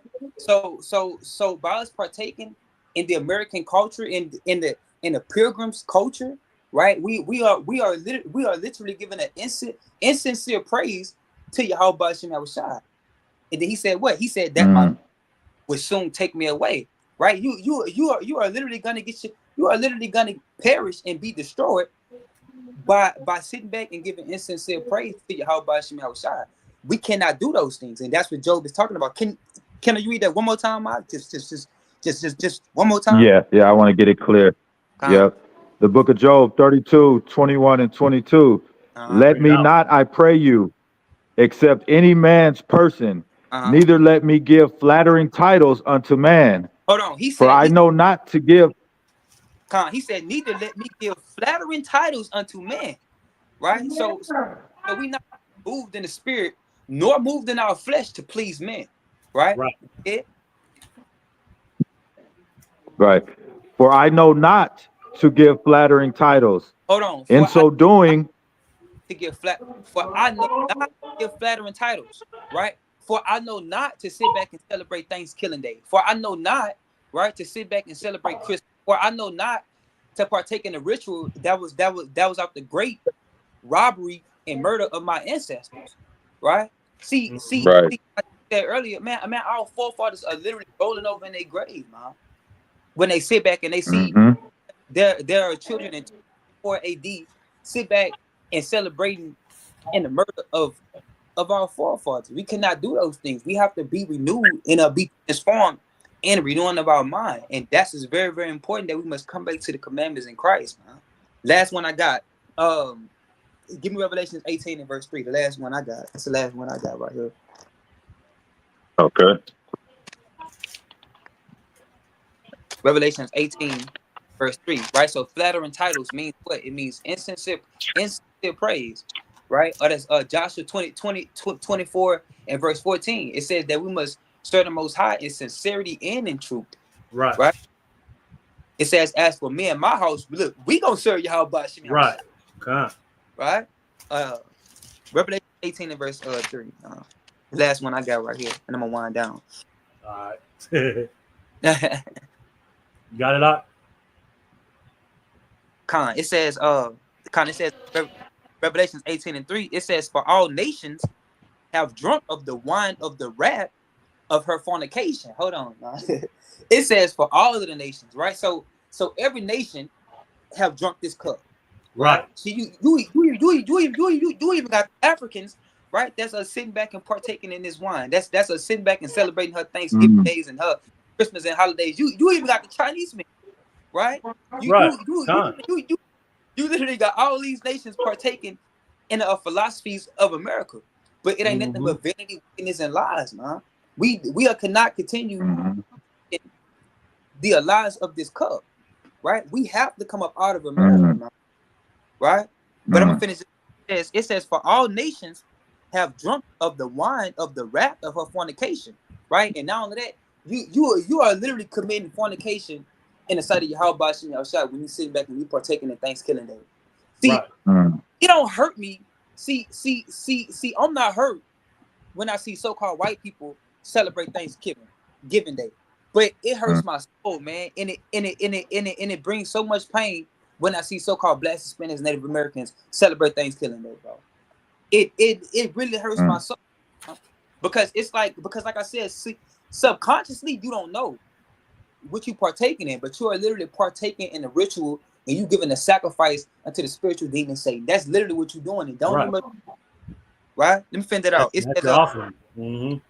It says, and the kings of the earth have committed fornication with her, talking about America, and the merchants of the earth are waxed rich through the abundance of her delicacies, right? See, America, see, she so-called used to be tender and delicate, right? But she's not tender and delicate anymore, right? It's just like a woman, you know. She'll start off, you know, she beautiful, she young, but on the outside, she's showing, right? Come on now, but the foundation of America establishment, it was built out wickedness, man. It was built out nothing but wickedness, vanity, and lies, man. And that's why we got to go back home. We got to go back to we got to go back to Yasharala, man. Right? That's right. And we got to come up out of her, because America is this is finna be the worstest kingdom that God have destroyed. Like everybody see all these Christians, they believe that he destroyed ancient Egypt, but they just don't want to believe that he's gonna destroy America, man. He's gonna destroy this place too. Ain't nobody gonna be able to do it on this side of the world no more, man. Right? until the heathen rebuilds our kingdom. Come on now. This has to go down, because, bro, our ancestors are literally crying to the third heavens right now. This land has been defiled, man. And that's why I'm bad right now, man, because it's like, damn, like, this man really think he done got away. Right? But it's crazy. It brings so much joy to me that I'm glad that the judgment is written. That's really where comfort and peace comes in at, because we know the Most High, he cannot lie. Right? Last one, I gotta get this. Say somebody be Isaiah 46. Last one, I gotta get this last precept, man. It's a powerful precept. Hey, I love your passion. Definitely, I love your passion. Man, I'll praise to the Most High, man. Oh yeah, man. He has a zeal on him, man. And I'll praise. Yeah, he calls it anger. He calls it anger, but I call it passion. That's righteous passion. You have every right to feel the way you feel. Hey, somebody give me the last Isaiah 46 and 10. Man, this is like a classic precept I always love. Man, I stand on this precept. The last book of Isaiah, chapter 46 and verse 10, declaring the end from the beginning, and from ancient times the things that are not yet done, saying, my counsel shall stand, and I will do all my pleasure. Hold on.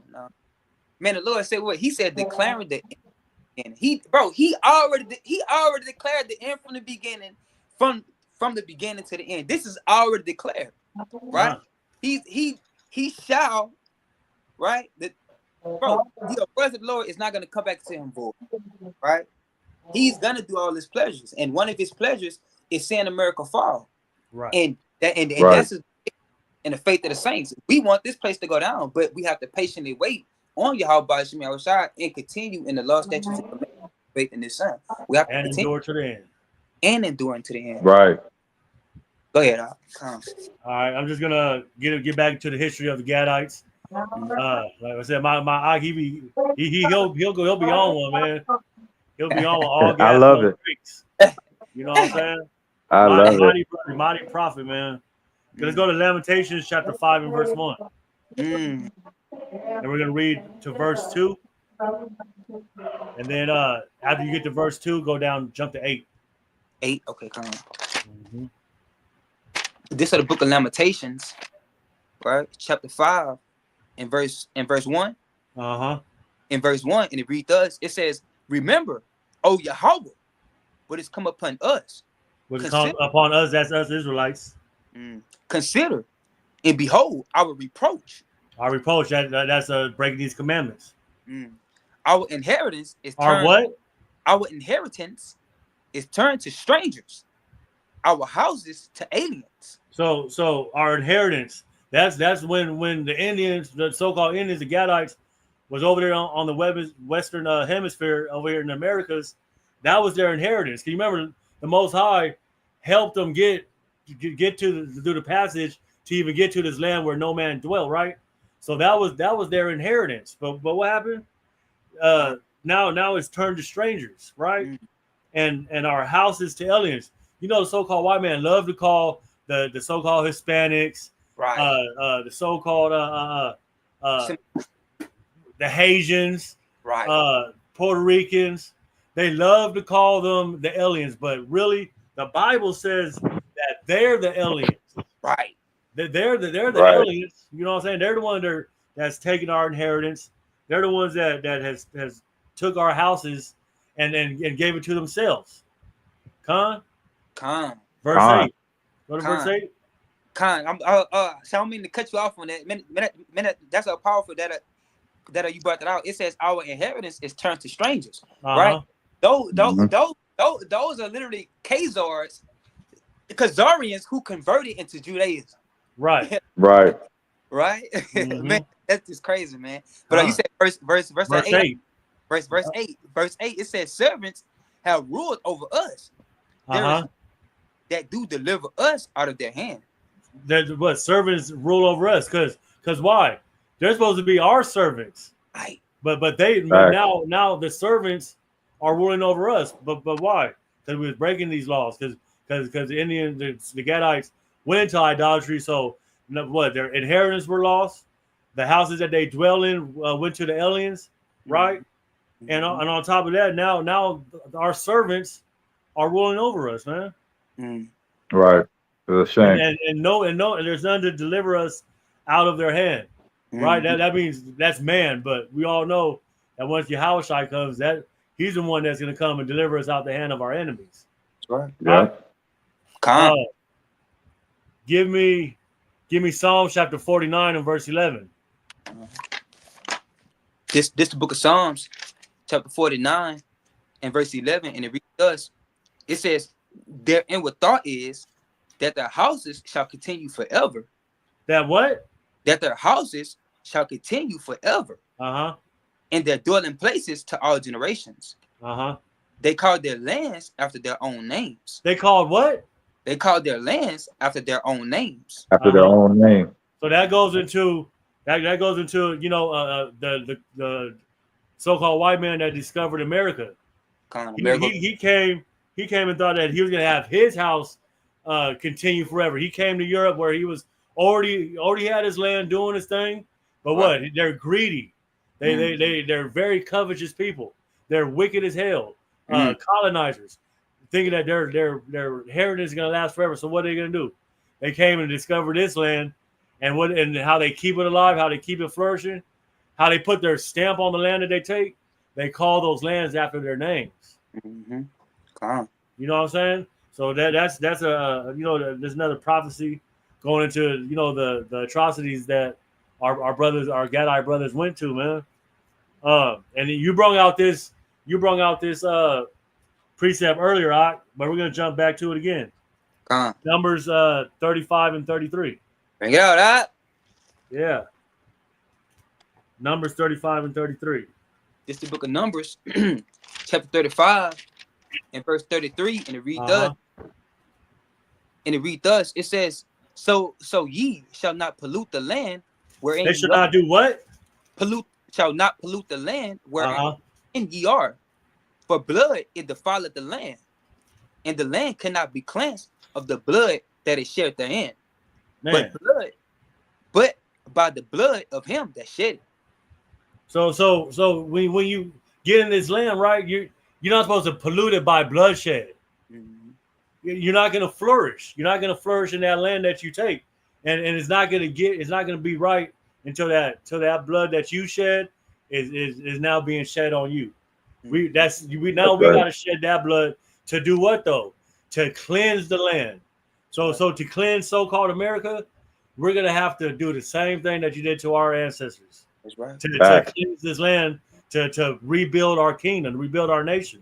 That's right. That's the only way that this land will be cleansed from the atrocities that these oppressors has done to our brothers, man. Right. Just like when Cain killed Abel, the blood cried out to the Most High. Just like the blood of our ancestors is crying out to the Most High right now, because they can feel this energy. They can the spirit. The people are getting ready to celebrate. The heathens are celebrating their death right now, and they want somebody to avenge them. They're crying. The blood is crying out to the Most High, and I feel the anger and I feel the passion as well. So, man, like he said, I'm feeling like the brother over there now. I'm getting angry myself. Man. Give me Habakkuk 2 and 12. This is just a precept off of Numbers. Habakkuk 2 and 12. Book of Habakkuk, right? Chapter 2, verse 12, and it reads thus. Mm-hmm. And it reads thus. It says, "Woe to him." What to him? Woe what to him? Woe to him that buildeth it down with blood. Establish it a city by iniquity, man. You hey, woe unto them colonizers, so-called pilgrims, them Edomites. Destruction to the so-called white man that came in and put blood on the land and destroyed our people to do what though? To establish their city, to establish their customs, to establish their God, to establish their white image of who they call Jesus Christ, to establish their religions. Woe unto those people that did that, man. Thus saith the Lord, man. Man, that's powerful. Numbers 16 and 13. 16 Bring it out. Chapter 16 and verse 13, and it reads thus. And it reads, it says, "It is a small thing that thou hast brought us up out of the land that floweth with milk and honey, to kill us in the wilderness." Wait, to be what? To do what? To kill us in the wilderness. What did the so-called white man do to the Indians? To kill us in the wilderness. If thou make thyself altogether a prince over us. Man, and you did what you did that. You killed the Gadites in their land, in the wilderness, and you did what? You established yourself. Now you got governments. Now you got a president. Now you got laws that you want us to follow, but how you got this land, the things that you did to our people, now that's what you may call a felony, right? I can't just go and take some land, round up a couple brothers, right? Go to them gated communities, promise them peace treaties, right? And just start slaughtering them, and then establish my own city in them gated communities. I'm gonna be locked up. But this is what felony. They were the first felons. Man, they're the aliens. They're hey, say you want to know what that's called out? What's that? Hypocrisy. Hypocrisy. Yeah. hypocrisy at its finest, and that's what Habakkuk 2:12 said. Establish a city by iniquity, right? And this land, nothing but establish out witchcraft, like I always say, hypocrisy, lies, murder, right? And that's why the Lord has to destroy this place. But go ahead, man, come on. Right. Give me Psalms 106 and 34. Book of Psalms, chapter 106 and verse 34, and it reads thus: it says, they did not destroy the nations concerning whom Yahweh commanded them, but were mingled among the heathen. But they were what? Mingled among the heathen. And learned their works. And they served their idols, which were a snare unto them. Man, that's we're gonna start right there. So what were we doing? So when they came, when they did come, we did accept them. We did try to work with them, right? So we did start mingling with them. The so-called Indians, the Gadites, did start mingling with the white man. What did they do? They showed them how to grow crops, because when they did come out there, they were damn near starving. So they learned the ways of how to grow crops. I'm sure the Gadites showed them hunting skills and techniques to go get their meats, right? So they showed them. No, for real. Go ahead. Showed them how to till the land. Showed them where to find. Showed them where to find water, where there were secret wells and water hidden and things like that. But in the midst of that, what do you think was going on? You know how the white man, their mouth is slick, smoother than butter, right? So they started learning their ways also. They started learning little maybe idolatrous customs or who knows, they was probably burning swine. You know what I'm saying? Just learning certain ways that the heathen was accustomed to doing while being intermingled with one another. Right. Right. And learning their ways, learning their works. And then they were rubbing off on them. Right. They were there for a minute, man. They were there for a minute. To back that precept up and their words was smoother than all. That's that Revelation 13. That's Revelation 13 and verse 11. It says, "And I beheld another beast coming up out of the earth," talking about America. It says, "And he had two horns like a lamb, and he spake as a dragon." Right? He speaking all softly and all. But guess what, man? He really a dragon, man. That's really what he is. Ain't nothing but fully hypocrisy. So the so-called white man, right? He's a sheep in wolf clothing. He's a sheep in wolf clothing, man. Well, he's a wolf in sheep clothing, right? He's a wolf in sheep clothing. You want to sit back and hide behind all these different nationalities. I mean, American, French, Dutch. No, you are who you are according to the Most High. You are an Edomite, right? And there's a judgment. There's no place of repentance for this man, because he have brought nothing but wickedness and lies and murder upon the face of the earth. That's why he has to get his judgment, man. But go ahead, Con. Right. That was deep. Man, let me get Deuteronomy chapter 28 and verse 32. So you gotta remember. So when these colonizers were establishing certain lands, right? They started taking our children to these Catholic schools, right? And they started teaching them. They started losing their native tongue, right?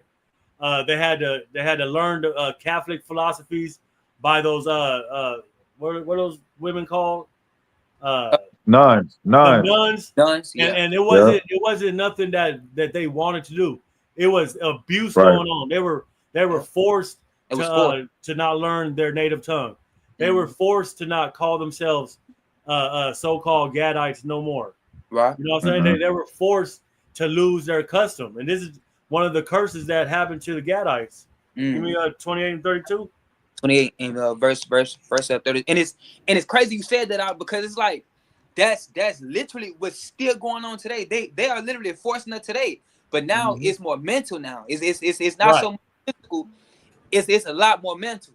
Man, that's crazy. You have brought that out, man. Mhm. That's powerful. Oh, you said 28 and verse 32? Con. Oh yeah, man, that's a powerful one too. This is the book of Deuteronomy, chapter 28 and verse 32, and it reads thus: Thy sons and thy daughters shall be given unto another people, and thy eyes shall look and fill with longing for them all the day long, and there shall be no might in thine hand. Man, so those are those missionaries. Those are those missionaries that they were taking our kids to, and they Bring it were, out. they were separating brothers and sisters. So if I my brother, they would take him to a different missionary, or my sister, they'll take my sister to a different missionary, and they would beat the native tongue out of you. Right. You would lose that native tongue. You would lose your identity. You're not be calling yourself a Gadite no more. Even to this day, the Gadites that know that they're Gadites, they call themselves Edomite. They call themselves. They say, no, we're white, and that's part of that curse That's and crazy. that byword that they don't even know that. No, you're the children of Israel. You're an Israelite. Right. You're not Right. a white man. You're not a white woman. That's And right. that came from those missionaries, Mm. which was those curses that was put upon them for going into idolatry, for serving other gods, for mingling with the oppressor. Man, that's crazy you said that, because a lot of the Northern Kingdom brothers and sisters, they literally call themselves white. You Yeah. even got in Puerto Rico. There's Puerto Ricans that say that they're white. They Right? literally Yeah. say that. No, you are a child of the Most High. Mhm. Right. You are an Israelite from the tribe of Ephraim, Gad, Right. Reuben, Manasseh, Issachar, right? Shit in Naphtali. Right. Right. Crazy. Why would you want to call yourself something lesser? Why would you want to be lesser Man. than what you really are, man? Envying your oppressor. Man, envy. And even when you look at it on a high intellectual level, nobody is black and nobody is white. Right. Right? Right. Nobody is black and nobody Right. is white. So let's make that point right now, right? And it's crazy. You have read verse 32. It says, "Thy sons and thy daughters shall be given unto another people." And every time I bring that verse out in my little lessons and in my little street teachings, I make this point all the time. Say, what's your last name, Mark? Johnson. And what's your last name, Mark? Brisbane. Britman. And my last name Wells. Where the hell we get these last names from? Hey, John's son. John, The son son. of Yeah. John. What William's son. Come on, You're now. from the William family. the Williams. I'm from the John family. Mhm. That's our slave Yeah. name. Mhm. Because you got That's to, what that is. and I make this point all the time. When we look at the lens of this Bible and we really trying to get a better understanding of this Bible, we got to understand this doctrine from a Hebraic thought. Right. We have to understand this Bible from a Hebraic thought, and I brought that out to say, in our culture, we didn't have last names, right? We only had first names, and we went off the son of that tribe. So it'll be Right. So like it'll be Yadabor Ban Yahawada, right? It Moses. You ain't finna see Moses Williamson, Yahawashai. Where you our Right. forefathers, we didn't have last names, right? That last name Right. was stab your oppressor. Right. You know what I'm saying? Mhm. Let me get Jeremiah 17:4. Come on Just now. a precept off of that. This is the book of Jeremiah, chapter 17 and verse 4, and it reads thus: It's Mhm. thou, even thyself, shall discontinue from thy heritage Mhm. that I gave thee, and I will cause thee to serve thine enemies. No, to serve your friends. Mm. Serve thine enemies Mhm. in the land which thou knowest not. Mhm. He have kindled a fire in mine anger, which shall burn forever. So that's us losing our heritage, man. Losing our native tongue. That's right. Yeah. Losing knowing our nationality as Israelites. That's right. You know what I'm saying? That's just the precept off the Deuteronomy 28 and 32, man. That's right. Yeah. Losing, from when we went to those missionaries. You gotta realize, like, it was an atrocity, but this was in the hands of the Most High, man. It was a judgment that was happening to our brothers, man, to our sisters over there. It was a judgment from the Most High. He says that his judgment it's a little thing. That's right. Right? It's a little thing to the Most High. That what was going on with us, man. So Right. Kind of. Go ahead. You got it. See, the Lord said what? He said that faith comes by hearing, and that's basically what happened. It's like we've been hearing the philosophies of the so-called white man and of the other nations for so long, and it's like that's what we build our faith upon. But it's like as we continue building in righteousness on these specific accounts, and knowing that these are our forefathers and the way that they moved, and knowing that persecution is on the rise and that we are gonna die in the name of Yahweh Shai for this truth, is more of like we have to continue reading and listening and hearing these accounts, because that's one of the ways that we build our faith up by a continued hearing and reading these accounts and knowing the future prophecies that's going to behold us, right? And also keeping the commandments in the Most High God. That's what faith comes in at, right? Faith and works plays hand in hand, but we know Christians say, "Oh, you just got to have faith." No, right? Man. James, that's a second Edges 9 and 7. That's James Mm-hmm. James 2 and 26, right? James 2 and 26. That's Revelations 14 and 12. It says, "Here is the patience of the saints. Here are they that keep the commandments of the Most High, which is your works, and the faith in Jesus Christ." Right? And the faith of Mashiach. Right. That's your faith, right? You can't have faith. You can't have faith in Christ without the commandments. You can't keep the commandments without Christ. It's just not going to work like that. You need both, right, in order to receive the ingredients for salvation. Or even to get the understanding of the word, man, you got to keep the commandments to even gain the understanding, because I've been to church, right? But John 3:16 10 years ago would be what I would, you know what I'm saying? Or salvation for everybody, or I can eat pork as long as I bless it. But once you start, trying your best to keep the commandments, right, and faith in Yahweh Shai, man, like you open up this wisdom of understanding to help you even keep the commandments. Be diligent in these commandments. Be diligent in studying and having that zeal to even.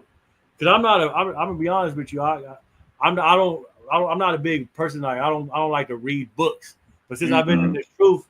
Man, I be getting all these type of books, man, and me too. Donovan Bible, you know what I'm saying? I was never really a history person, but now I know a little bit of history. You know what I'm saying? And I think that's from like keeping those laws, man, and the commandments, man. Satan Elder said that about 2 days ago. He said, and that's what that truth do. No, that's what that truth do, man. Hey, that's what that truth do. Bro, I only got 2 more precepts, and we can freestyle from there. He talking about the Most High literally he takes the poor, man. He take them same people that was literally hustlers, sagging their pants, called nigga, ain't have nothing, man. Gang banging, being whoremongers. Who sat back and dropped out in 5th grade, man.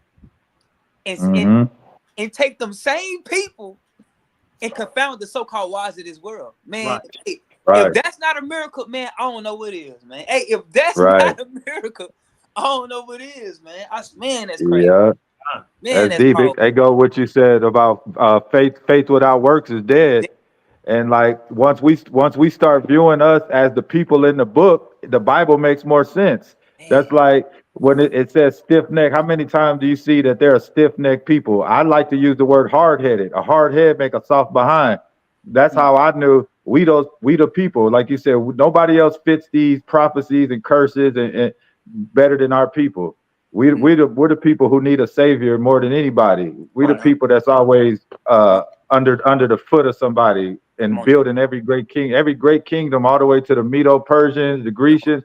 We were always under these great kingdoms. America, it's evident that we're the people of the book. And once you start reading, putting yourself in the shoes of the people in the Bible, it'll start being clear as day to you. Clear as day, man. Man, I'll praise the Most High, man. I'll praise. I just got 2 more precepts, and then after that, we can keep going, or you know. Yeah, but phone on like 4%, so it's probably finna die. Oh, yeah. Let's I'm at 30%. Okay, Nahum 3:1. This is the book of Nahum, right? Chapter 3. Bring it out. Chapter 3 and verse 1. This is the book of Nahum, chapter 3 and verse 1, and it reads thus: Woe to the bloody city. What to the bloody city? Woe. Destruction. Uh-huh. It is all full of lies. And No, it's all full of truth. Full of lies and Uh-huh. the prey departed not. Man, so woe into this whole land by the way that you took it. You lied when you came here. You broke hundreds of peace treaties to the Gadites, right? Hundreds of peace treaties, and you didn't ask for this land. It was robbery. You robbed our people of this land, and you did what? You was a prey. You was a prey on our people. You came with smooth buttery lips, Right. Mouth like oil, but at the end of the day, you had an agenda. So woe unto you. Trickery, man. And then, let me give you Amos chapter 5 and verse 21. And this is for any Christianites that might be out here listening, any worldly people, or you call yourself being a believer of Christ, which his name is Yahushua, and you're a follower of this Bible. This is what the Most High thinks about your so-called Thanksgiving Day. When you want to bless the ham in Jesus' name, and you know that's unclean food, and you know that it's a pagan holiday, this is what the Most High feels about your so-called Thanksgiving Day. Amos 5:1. That was my last one, Ak. You got me. Oh, man, that's the spirit, man. Spirit. Bring it out. Amos, I'll hit it then. I got it. I'm here. I'm already holding it. Amos 5:21. All y'all that's gonna bless your food tomorrow and thank God at the end of your prayer and think God heard your prayer. This is what he says. Though ye offer me burnt offerings and your meat offerings, I will not accept them. Start on verse 21. I'm sorry. Yeah, verse 21. I despise your feast days. I despise your feast days, and I will not smell in your solemn assemblies. 22. Though ye offer me burnt offerings and you offer meat offerings, I will not accept them. Neither will I regard the peace offerings of your fat beasts. Look what he calls the pig, a beast. Yeah, a fat beast. Man, because that's what the pig is. It's dirty. It's gluttonous. It's a fat beast. I believe a pig probably has more fat than meat in his body. Probably more fat content than meat. Go, bring out verse 23. Verse 23. Take thou away from me the noise of thy song. And that's when you got your family over and y'all bumping them oldies. You got the ICs playing. Everybody's having a good time playing spades. The Most High is not hearing that, man. Oh, thank God that my uncle and auntie just came through. You got Ron Isley playing. You got a little Genuine or something going on in the background. Yeah. He's not Al Green. He's not dealing with that. Yeah, he don't want to hear no Reverend Al Green. He don't want to hear no Teddy Pendergrass. He don't want to hear none of that. But let judgment run down as waters and righteousness as a mighty stream. Have ye offered unto me sacrifices and offerings in the wilderness for 40 years, O house of Israel? So that's what he's saying. When we were in the wilderness, we weren't celebrating Thanksgiving. We weren't offering him these things. But now that we're in the land of our oppressor, we're doing it. Why would we celebrate? He's asking you, why would you be celebrating this holiday, doing these things? But when you were in the wilderness, you weren't doing these things. Right. So don't do it now. Keep that same energy. Don't do as they do. We got our own high holy days. What are y'all doing? Right. My children. What are y'all doing? Right. And doing it willingly. But that's all I got. That's all I got. That's all I got. Man. You got anything out? Man, it's so much I got, but my phone finna die, man. But we don't want to keep it too long. The show's 2 hours. You know, people run away from 2-hour videos. So right. It's all good though, man. I'm not worried about the views or nothing, but a lot of people tend to. Yeah, I do want to say this, man. You know, just for everybody that's watching and just also for us brothers as well, man. You know, we all want to continue praying, man, that the Most High don't take His Holy Spirit away from us, and that He continue watering in His vineyard, and continue increasing us in spirit that we don't go back into that world, man, and go back into all these different pagan holidays and rituals that we Right. not supposed to be partaking. I just want to say all praise to Yahweh Shem Yahushua. And for you so-called Blacks, Hispanics, and Native Americans, man, we got to come back to the commandments of the Most High, man, because that's our foundation of righteousness right there, right? Right. Our foundation of righteousness is not the culture of America, okay? Right. Our foundation of righteousness is the law, statutes, and commandments that the Most High gave Moses to give to the children of Right. Israel, right? Man, I That's just right. pray a mustard seed was planted in the viewers' head. I pray that we get out of these wicked holidays, that you realize that the Most High is not dealing with that, man. And I just, I hope people were edified and they get some type of understanding to the backdrop of the Gadites, the Northern Kingdom, and Right. the genocide of our people, man. And that's all I got to say. With that, I say shalom. Right. And I want to close and finish with this.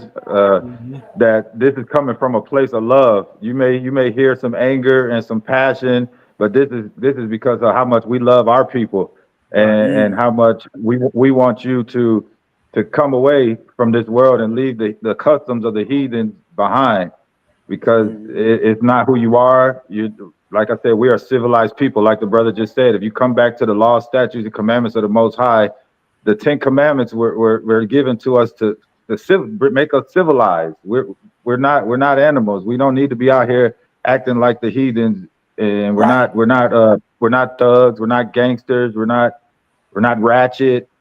We're not real N-words. We're men and kings and royalty and priests of the Most High. So shalom, brothers, and I appreciate you guys having me, and I'd love to do this again. It's powerful. We got three tribes right here: Ephraim, Gad, and Judah, right? All praise Most High, man. All praise Yahweh and Son Yahushua, man. Man, all praise. All right, you brothers have a blessed evening. You too. All right, shalom. Shalom. Shalom.